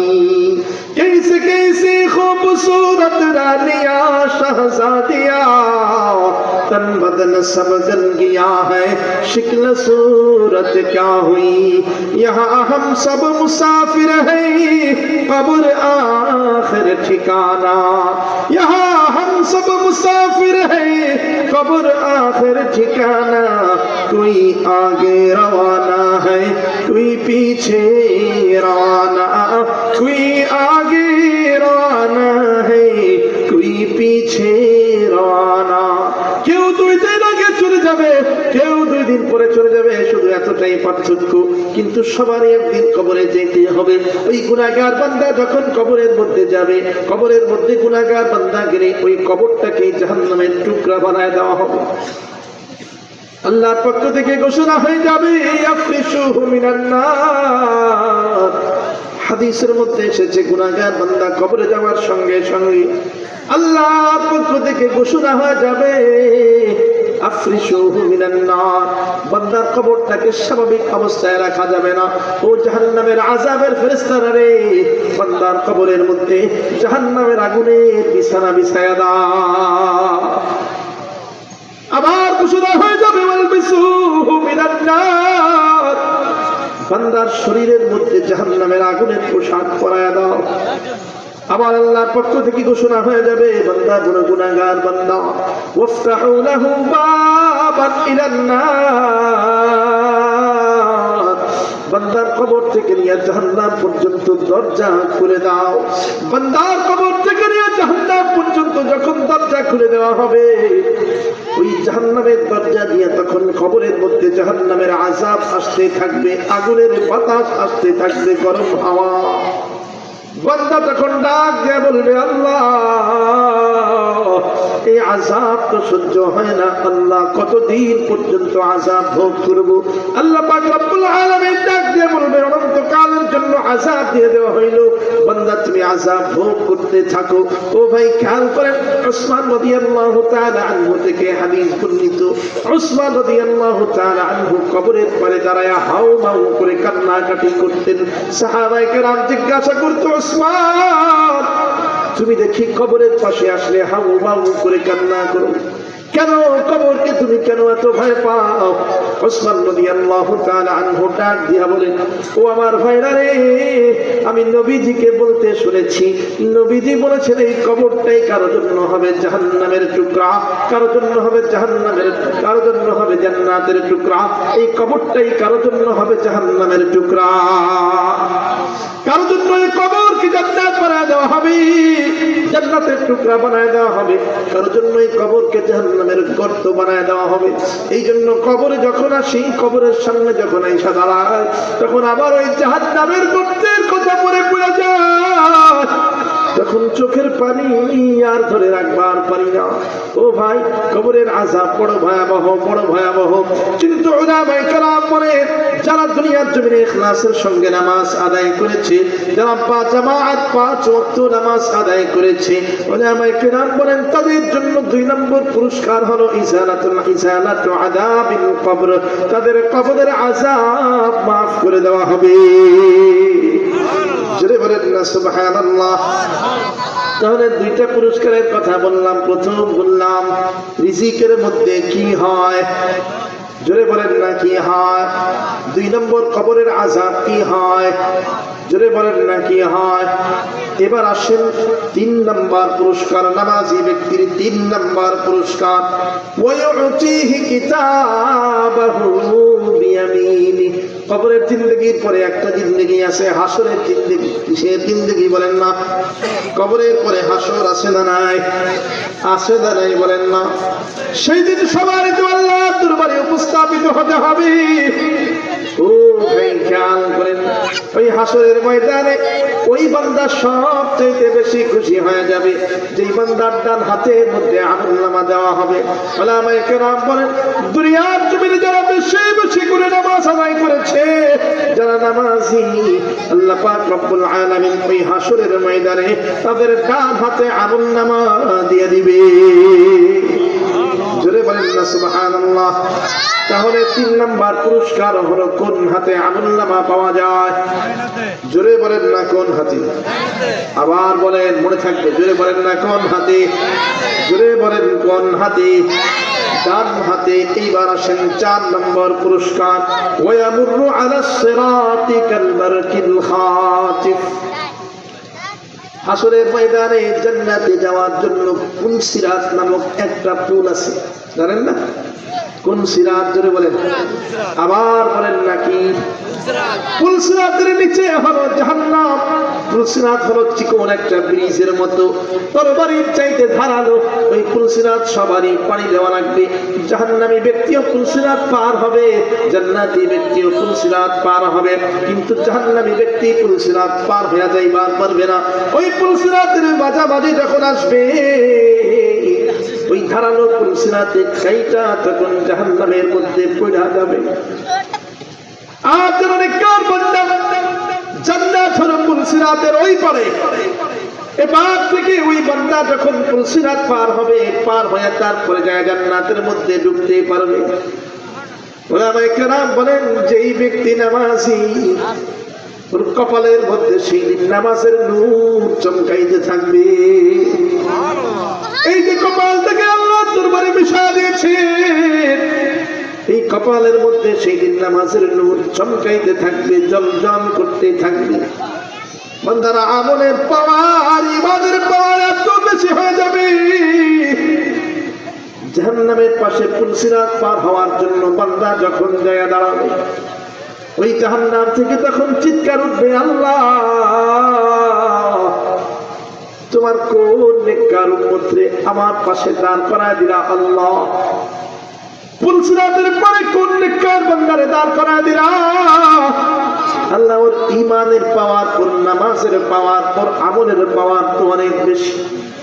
ওর আমলের পাওয়ার, ওর নামাজের পাওয়ার এতটাই বেশি আল্লাহ। ওর এই নামাজের পাওয়ারের কারণে আমার জাহান্নামের আগুনের পাওয়ার কইমা যাইতেছে আল্লাহ। আইরা তোমার এই নেককার বান্দাকে তাড়াতাড়ি করে তুমি পুলসিরাত পার করায় দাও আল্লাহ। আর যদি কিছুক্ষণ থাকে ও পুলসিরাতের পারে দাঁড়ায় থাকে, যদি তাড়াতাড়ি পার না হয়ে যদি আস্তে আস্তে পার হয়, ওর ইমানের পাওয়ারে, ওর আমলের পাওয়ারে আমি জাহান্নামের আগুনটাও নিভা যাইতে পারি। তাড়াতাড়ি করে তোমার নেককার বান্দাকে জাহান্নাম পার করায় দাও, মানে পুলসিরাত পার করায় দাও। আল্লাহ পাক রব্বুল আলামিন ওই নেককার বান্দাকে তখন তাড়াতাড়ি পুলসিরাত পার করায় দিবে। উলামায়ে কেরাম বলে ওই নেককার বান্দা যদি নামাজি হয়, ইখলাসের সঙ্গে যদি বেশি বেশি করে নামাজ আদায় করতে পারে, তার 4 নম্বরের পুরস্কার হবে ওই ভয়াবহ পুলসিরাত। আল্লাহ পাক রব্বুল আলামিন তাকে বিদ্যুৎ গতিতে পার করায় দেবে।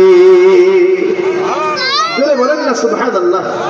তাহলে নামাজি ব্যক্তির 4 নম্বর পুরস্কার হলো পুলসিরাত। কোন গতিতে পার হওয়া যায়? জোরে বলেন না কোন গতি? বিদ্যুৎ গতি। বিদ্যুৎ গতি বুঝেন তো? ওই যে যখন বিদ্যুৎ চমকায় তাকায় দেখবেন বিদ্যুৎ চমকাইছে তো নাই, চমকাইছে তো নাই, দেখবেন এই দেখবেন এই নাই। তার মানে ওইটার গতি যে কত এটা বলে বোঝানো যায় না, সেকেন্ডও লাগে না। বিদ্যুৎ গতিতে আল্লাহ পাক রব্বুল আলামিন পুলসিরাত পার করায় দিবেন ওই নামাজি ব্যক্তিকে। জোরে বলেন না সুবহানাল্লাহ। এবার আসেন 5 নম্বর, ওয়ায়াদখুলুল জান্নাতা বিগাইরি হিসাব। আল্লাহ পাক রব্বুল আলামিন ওই নামাজি ব্যক্তির জন্য, উলামায়ে কেরাম বলেন নামাজি ব্যক্তির জন্য আল্লাহর পক্ষ থেকে 5 নম্বরের পুরস্কার হলো ওয়ায়াদখুলুল জান্নাতা বিগাইরি হিসাব। বিনা হিসাবে আল্লাহ পাক রব্বুল আলামিন তাকে জান্নাতের বাসিন্দা বানায় দেবে। জোরে বলেন না সুবহানাল্লাহ। কিয়ামতের দিন সবার হিসাব হবে। উলামায়ে কেরাম বলেন কিয়ামতের দিন সবার হিসাব হবে।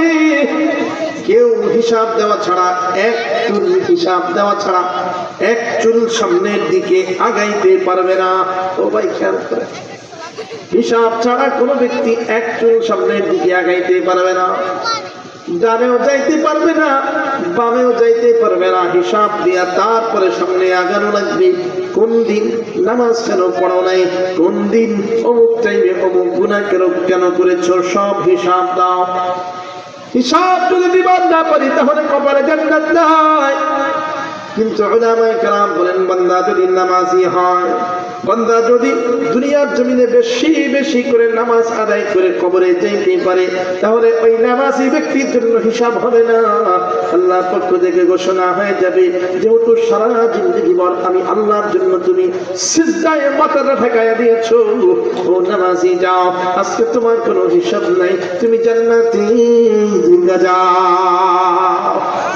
जन्नत में मका अपने बनाते हैं नमाजी, जन्नत में मका अपने बनाते हैं नमाजी, मस्जिद में बड़े शौक से जाते हैं नमाजी, मस्जिद में बड़े शौक से जाते हैं नमाजी, कहता है ये दरवाजा बता रुह गए जन्नत, हट जाओ के फिरदौस में आते हैं नमाजी, हट जाओ के फिरदौस में आते हैं नमाजी, फजर जोहर असर को मगरिब को इशा को, फजर जोहर असर को मगरिब को इशा को, अल्लाह के दरबार में चाहते हैं नमाजी, अल्लाह के दरबार में चाहते हैं नमाजी। जिरकन अल्लाहु আকবার, আবার বলেন আল্লাহু আকবার। তাহলে নামাজ পড়ার দ্বারা পুরস্কার আছে না নাই? জোরে বলেন না ফায়দা আছে না নাই? পুরস্কার কয়টা বলেছি? আবার বলেন কয়টা? 1 নম্বর রিজিকের মধ্যে কি হয়? জোরে বলেন না কি হয়? 2 নম্বর কবরের আযাব কি হয়? 3 নম্বর কোন হাতে আমলনামা পাওয়া যায়? আবার বলেন না কোন হাতে? 4 নম্বর পুলসিরাত কিসের গতিতে পার হওয়া যায়? জোরে বলেন না কিসের গতি? 5 নম্বর বিনা হিসাবে কি পাওয়া যায়? আবার বলেন কি পাওয়া যায়? এটা বলে মুখস্থ হয় না। হ্যাঁ, কি পাওয়া যায়? জোরে বলেন জান্নাত। বিনা হিসাবে জান্নাত পাওয়া যায়। এবার আসেন আরেকটা কথা বলে শেষ করে দিয়ে, একটা স্লিপের মধ্যে লেখা হয়েছে। আচ্ছা, মহিলাদের সম্পর্কে আমরা অনেকেই সবাই মনে করি যে নামাজ ফরজ, তাই না? নামাজ তো সবাই পড়ি, রোজা ফরজ সবাই পড়ি। আচ্ছা, পর্দা কি বলেন তো? জোরে বলেন কি?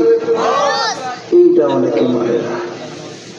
দেখা যায় অনেক মহিলা মা বোন নামাজ পড়ে, রোজাও রাখে, পর্দার বেলায় নাই, আছে না নাই? খেয়াল করেন, আল্লাহ নবী মুহাম্মদুর রাসূলুল্লাহ সাল্লাল্লাহু আলাইহি ওয়াসাল্লাম হাদিসের ভাষায় জানায় দিয়েছেন, বলে মহিলাদের জান্নাতে যাইতে তেমন কোনো কষ্ট নাই, কারণ মহিলারা ঘরে থাকে, ইনকাম করে না।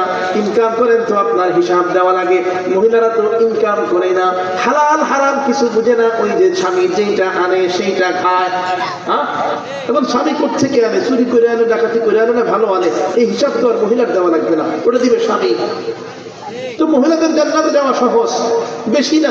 নবী বলেন 4টা কাজ করলে মহিলারা জান্নাতে। কয়টা? আবার বলেন না কয়টা? বেশি না, 4টা কাজ। 1 নম্বর হলো ওয়াক্ত মতো নামাজ আদায় করা। কি করা? যদি বলেন ওয়াক্ত মতো কি পড়া? যে নামাজের কথা বললাম, নামাজ পড়া। প্রশ্ন আসতে পারে, হুজুর নামাজ তো পুরুষের জন্য আছে না? নাই, পুরুষের জন্য তো নামাজ আছে, তা আলাদা করে মহিলাদের বলার কি দরকার ছিল? কেন? খেয়াল করেন, মহিলারা নামাজের ক্ষেত্রে বেশি গাফেল। গাফেল মানে কি? পুরুষের যেমন জামাত আছে, মহিলাদের জন্য তো সচরাচর ওইরকম জামাত হয় না। পুরুষের তো একটা টাইম আছে, টাইমের মধ্যে নামাজ পড়ে ফেলায়। মহিলা দেখা যায় জোহরের নামাজ পড়ে 3:30 আছে না? রান্না আগে শেষ করি, এরপরে নামাজ পড়বো।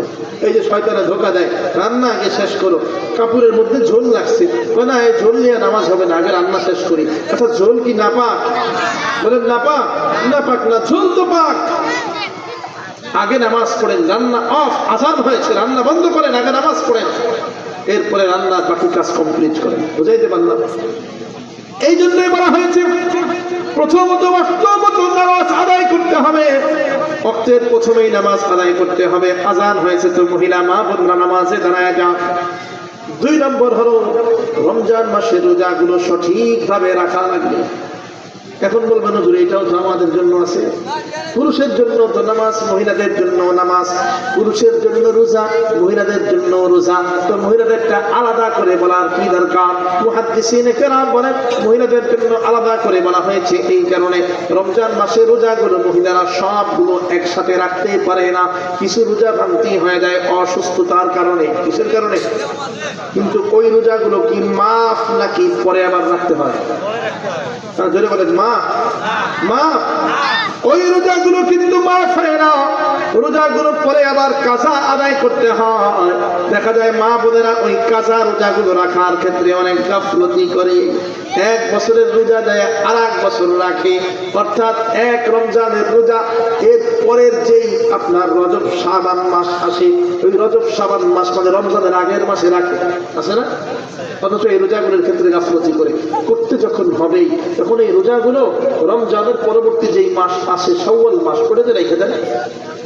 গাফলতি করা যাবে না। হায়াত মউতের বিশ্বাস নেই, কোন সময় কে মরে যায়। এই ভাঙতি রোজাগুলো বাদ দিয়ে যদি আপনি মরে যান, তাহলে ফরজ কি পরিপূর্ণ হইল? এই জন্য রমজান পরবর্তী যেই মাস, গাফলতি করা যাবে না, ওই মাসেই সঠিকভাবে রোজাগুলো আদায় করতে হবে। বুঝাইতে পারলাম? তাহলে গেল 2টা কাজ। কটা ছিল মহিলাদের? 4টা। কয়টা? 1 নম্বর কি? নামাজ পড়া। জোরে বলেন কি পড়া? ওয়াক্ত মতো কি পড়া? 2 নম্বর কি? সঠিকভাবে কি রাখা?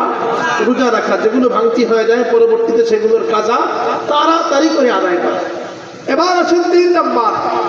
আল্লাহর নবী মুহাম্মদুর রাসূলুল্লাহ সাল্লাল্লাহু আলাইহি ওয়াসাল্লাম বলেন মহিলাদের 3 নম্বর কাজ হলো ইজ্জত আবরুর হেফাজত করা, তার মানে পর্দা করা। কি করা? জোরে বলেন না কি করা? এখন দেখা যায় মহিলারা নামাজও পড়ে, রোজাও রাখে, কিন্তু পর্দা করে না। পর্দা ছাড়া বাজারে ঘোরাঘুরি করে, পর্দা ছাড়া নদীর ঘাটে গোসল করে, পর্দা ছাড়া মার্কেটে যায়। আছে না নাই? যদি বলেন না আছে না নাই? নামাজ পড়ে রোজা পড়ে লাভ কি হলো? ফরজ ওই দুইটা মানলেন, পর্দা যে ফরজ এটা তো মানলেন না। বলেন তো এখন যে মহিলারা মার্কেটে যাইতেছে, যায় না? এখন এদিকে কম যায়, ঢাকার দিকে বেশি যায়। মার্কেটে যায় দেখেন মহিলার কারণে আপনি ঢুকতেই পারবেন না। রমজান মাসে মার্কেট হয় না, ঈদের সময় যে মার্কেট, ঢাকার দিকে তো ওরে বাবা রে বাবা, কেউ রোজা ভাঙে নাই। ইফতারের সময় সবাই ইফতার নিয়ে বসে গেছে মার্কেটের ওই বারান্দায়। একজনও রোজা ভাঙবে নাই মহিলারা, সবাই রোজা আছে। কিন্তু 90% মহিলা শরীরের মধ্যে বোরকা কি জিনিস চিনেই নেয় না। তাহলে খেয়াল করেন, রোজা রাখলো ফরজ মনে কইরা, পর্দা কই? পর্দা নাই।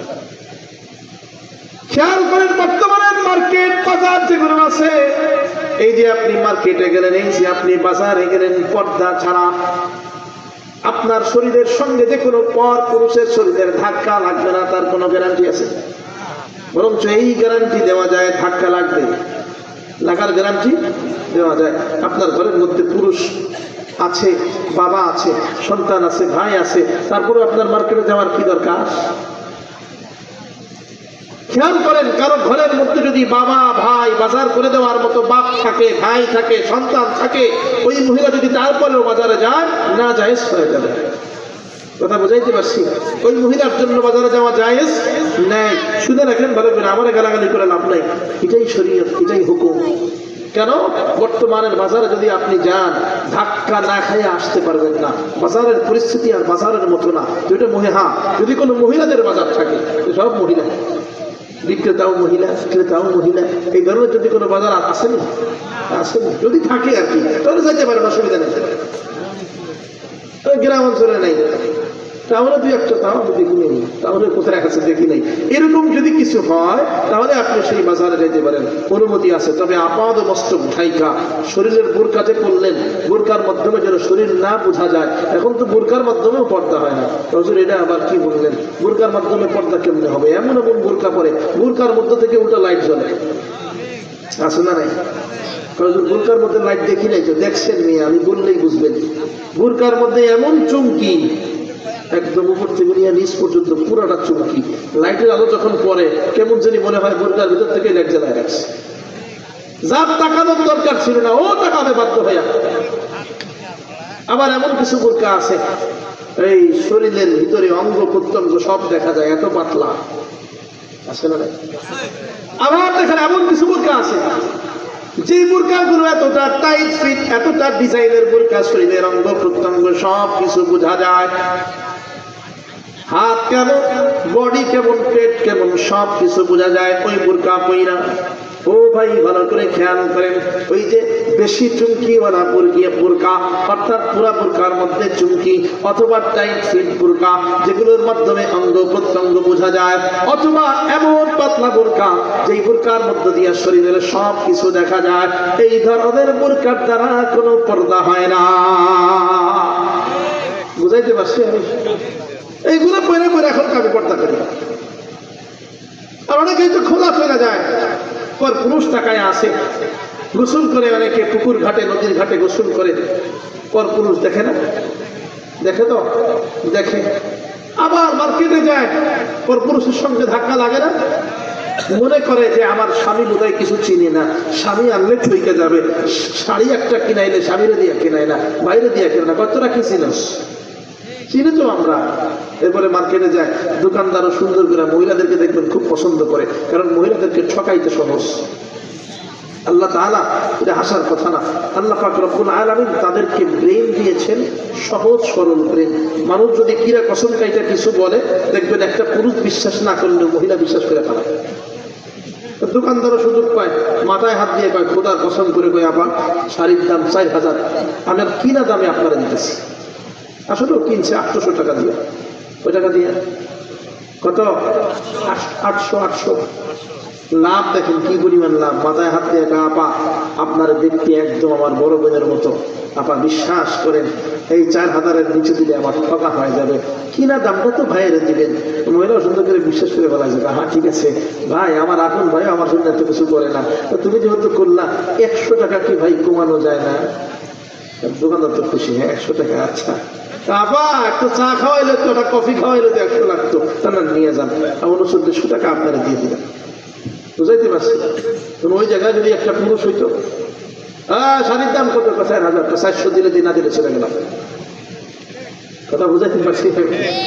এখন যদি 400 টাকায় দেয়, দোকানদারের লস হবে কত বলেন তো? কেনা দামের থেকে আরো 400 কি লস হয়ে যায়, দোকানদার আপনারা পছন্দ করবে? হ্যাঁ, পুরুষ মানুষের পছন্দ করবে।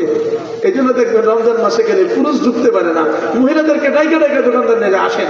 কেন? আল্লাহ পাক ব্রেনটাকে সোজা করে বানিয়েছেন। কেউ মাথায় হাত দিয়ে যদি কিরা কসম কাটে, পুরুষের সামনে যতই কিরা কসম কাটে, পুরুষ কয় এই বেটা তোর কিরা কসম আমি সবই বুঝি, ওইরকম কিরা কসম করে মিথ্যা কথা বলার জায়গা দাও না। হ্যাঁ 400 দিলে দাও, আর 100 বাড়ায় দিলাম, 500, আন্দাজে চলে গেলাম। তোমার এই কিরা কসমের বিশ্বাস নাই। মহিলারা এইভাবে বলতেও পারে না, তাদের লজ্জার একটা বিষয় রয়েছে আল্লাহ পাক আল্লাহ প্রদত্ত, এবং তারা সহজেই বিশ্বাস করে ফেলে। দোকানদার যখন একটু অনুনয় বিনয় করে বলে হ্যাঁ আপা আমার লস হয়ে যাবে, তখন তারা বিশ্বাস করে ফেলে। আপনারা হয়তো মনে করেন, মহিলা মা বোন যারা আছেন, আপনারা হয়তো মনে করেন আপনারা জিততেছেন না। এই জন্য মার্কেটে যাওয়া বন্ধ করেন, পর্দাহীন ভাবে রাস্তায় চলাফেরা করা বন্ধ করেন। বোরকা পরলে ওই বোরকা পরবেন যেই বোরকার মধ্যে অঙ্গ প্রত্যঙ্গ শরীরের ভিতর বাহির কিচ্ছু না দেখা যায়। ওই আপনার মাথার থেকে নিয়ে পা পর্যন্ত, আপাদ মস্তক পর্যন্ত কালো কাপড় দিয়ে ঢাকা, এই ধরনের বোরকা পরেন। কথা বোঝাইতে পারছি? পর পুরুষের নজর থেকে নিজেকে হেফাজতে রাখেন। গোসল বাড়ির ভিতরে করার চেষ্টা করেন। এমন জায়গায় গোসল করেন না যেখানে অ্যাক্সিডেন্ট হওয়ার আশঙ্কা আছে, অর্থাৎ পর পুরুষের চোখ পৌঁছায় যাওয়ার, দৃষ্টি পৌঁছায় যাওয়ার আশঙ্কা আছে। এই ধরনের স্থানে গোসল করেন না, এই ধরনের স্থানে চলাফেরা করেন না, এই ধরনের বাজার, এই ধরনের মার্কেটে যাইেন না যেখানে পর পুরুষের সংস্পর্শ পাইতে হয়, স্পর্শ লাগে, টাচ লাগে। এই ধরনের মার্কেট থেকে হেফাজত থাকে। যদি কোনো জরুরতে, বিশেষ জরুরতে পুরুষ মানুষ নাই, আপনি ছাড়া হবে না, এইরকম কোনো জায়গায় যদি যাইতে হয়, তাহলে আপাত মস্তক কালো কাপড় দিয়ে ঢেকে, বোরকানা, ওই গতানুগতিক বোরকানা, গতানুগতিক বোরকার মতো হইলে হবে না।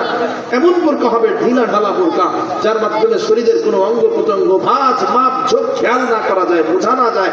এই ধরনের বোরকা পরে বের হবে, পারবেন না ইনশাআল্লাহ। তো নবীজি বলেন 3 নম্বর মহিলাদের কাজ হলো পর্দা করা। কি করা? ধরে বলেন, ইজ্জত আব্রুর হেফাজত করা, মানে পর্দা করা। 4 নম্বর কাজ হলো স্বামীর খেদমত করা। কার খেদমত? জোরে বলেন না, কার খেদমত?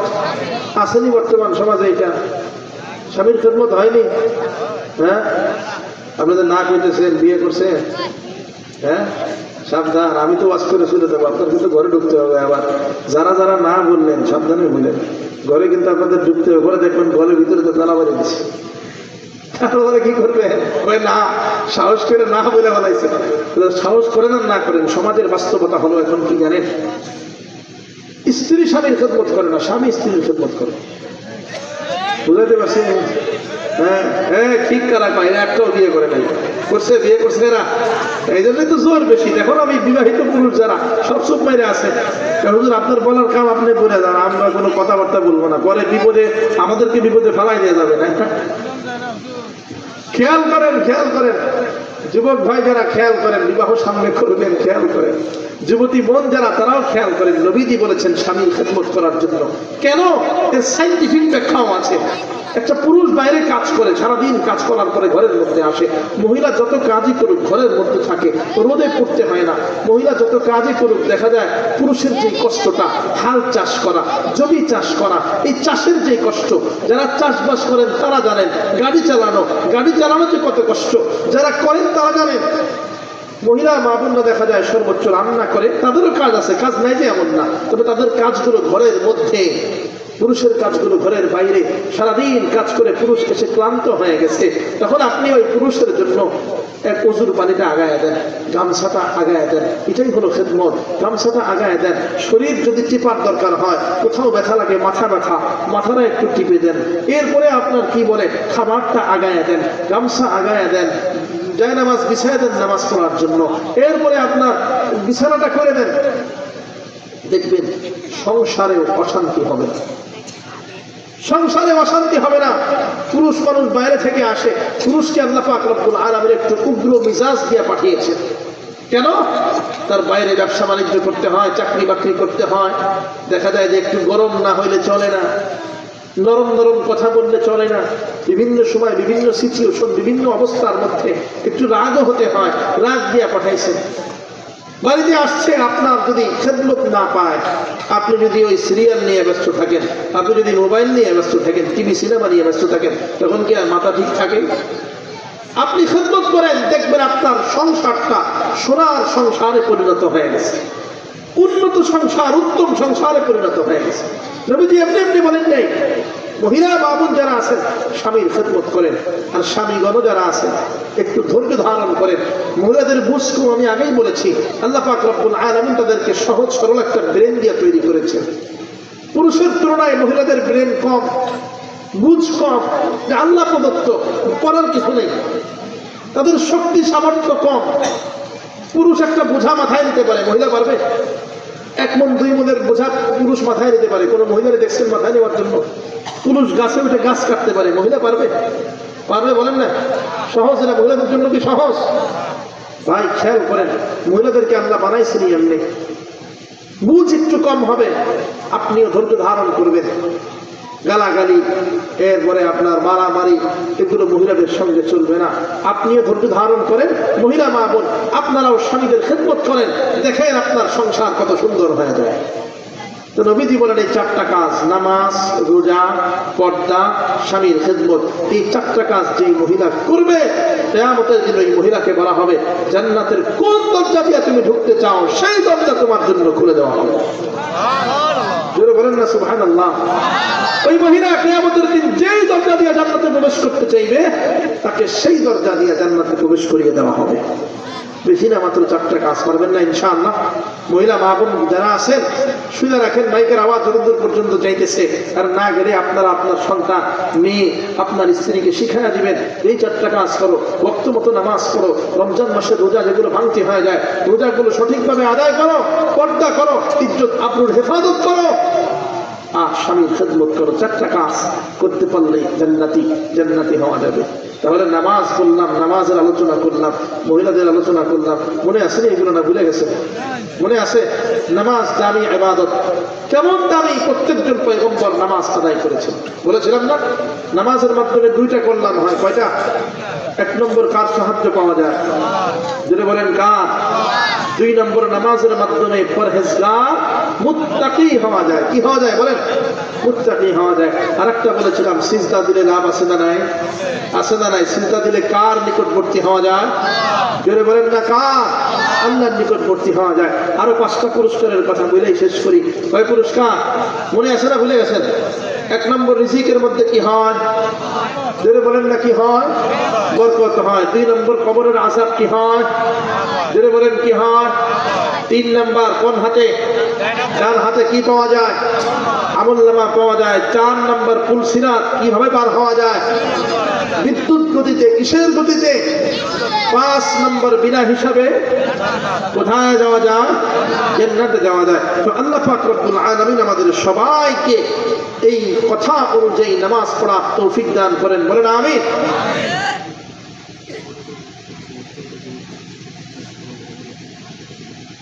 হ্যাঁ, আগে বলবেন না?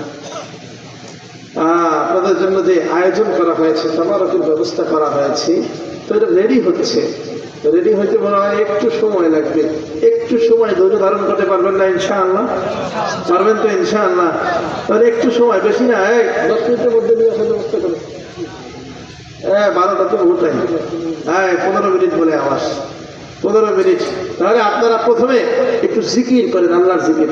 লা ইলাহা ইল্লাল্লাহ, লা ইলাহা ইল্লাল্লাহ, লা ইলাহা ইল্লাল্লাহ, লা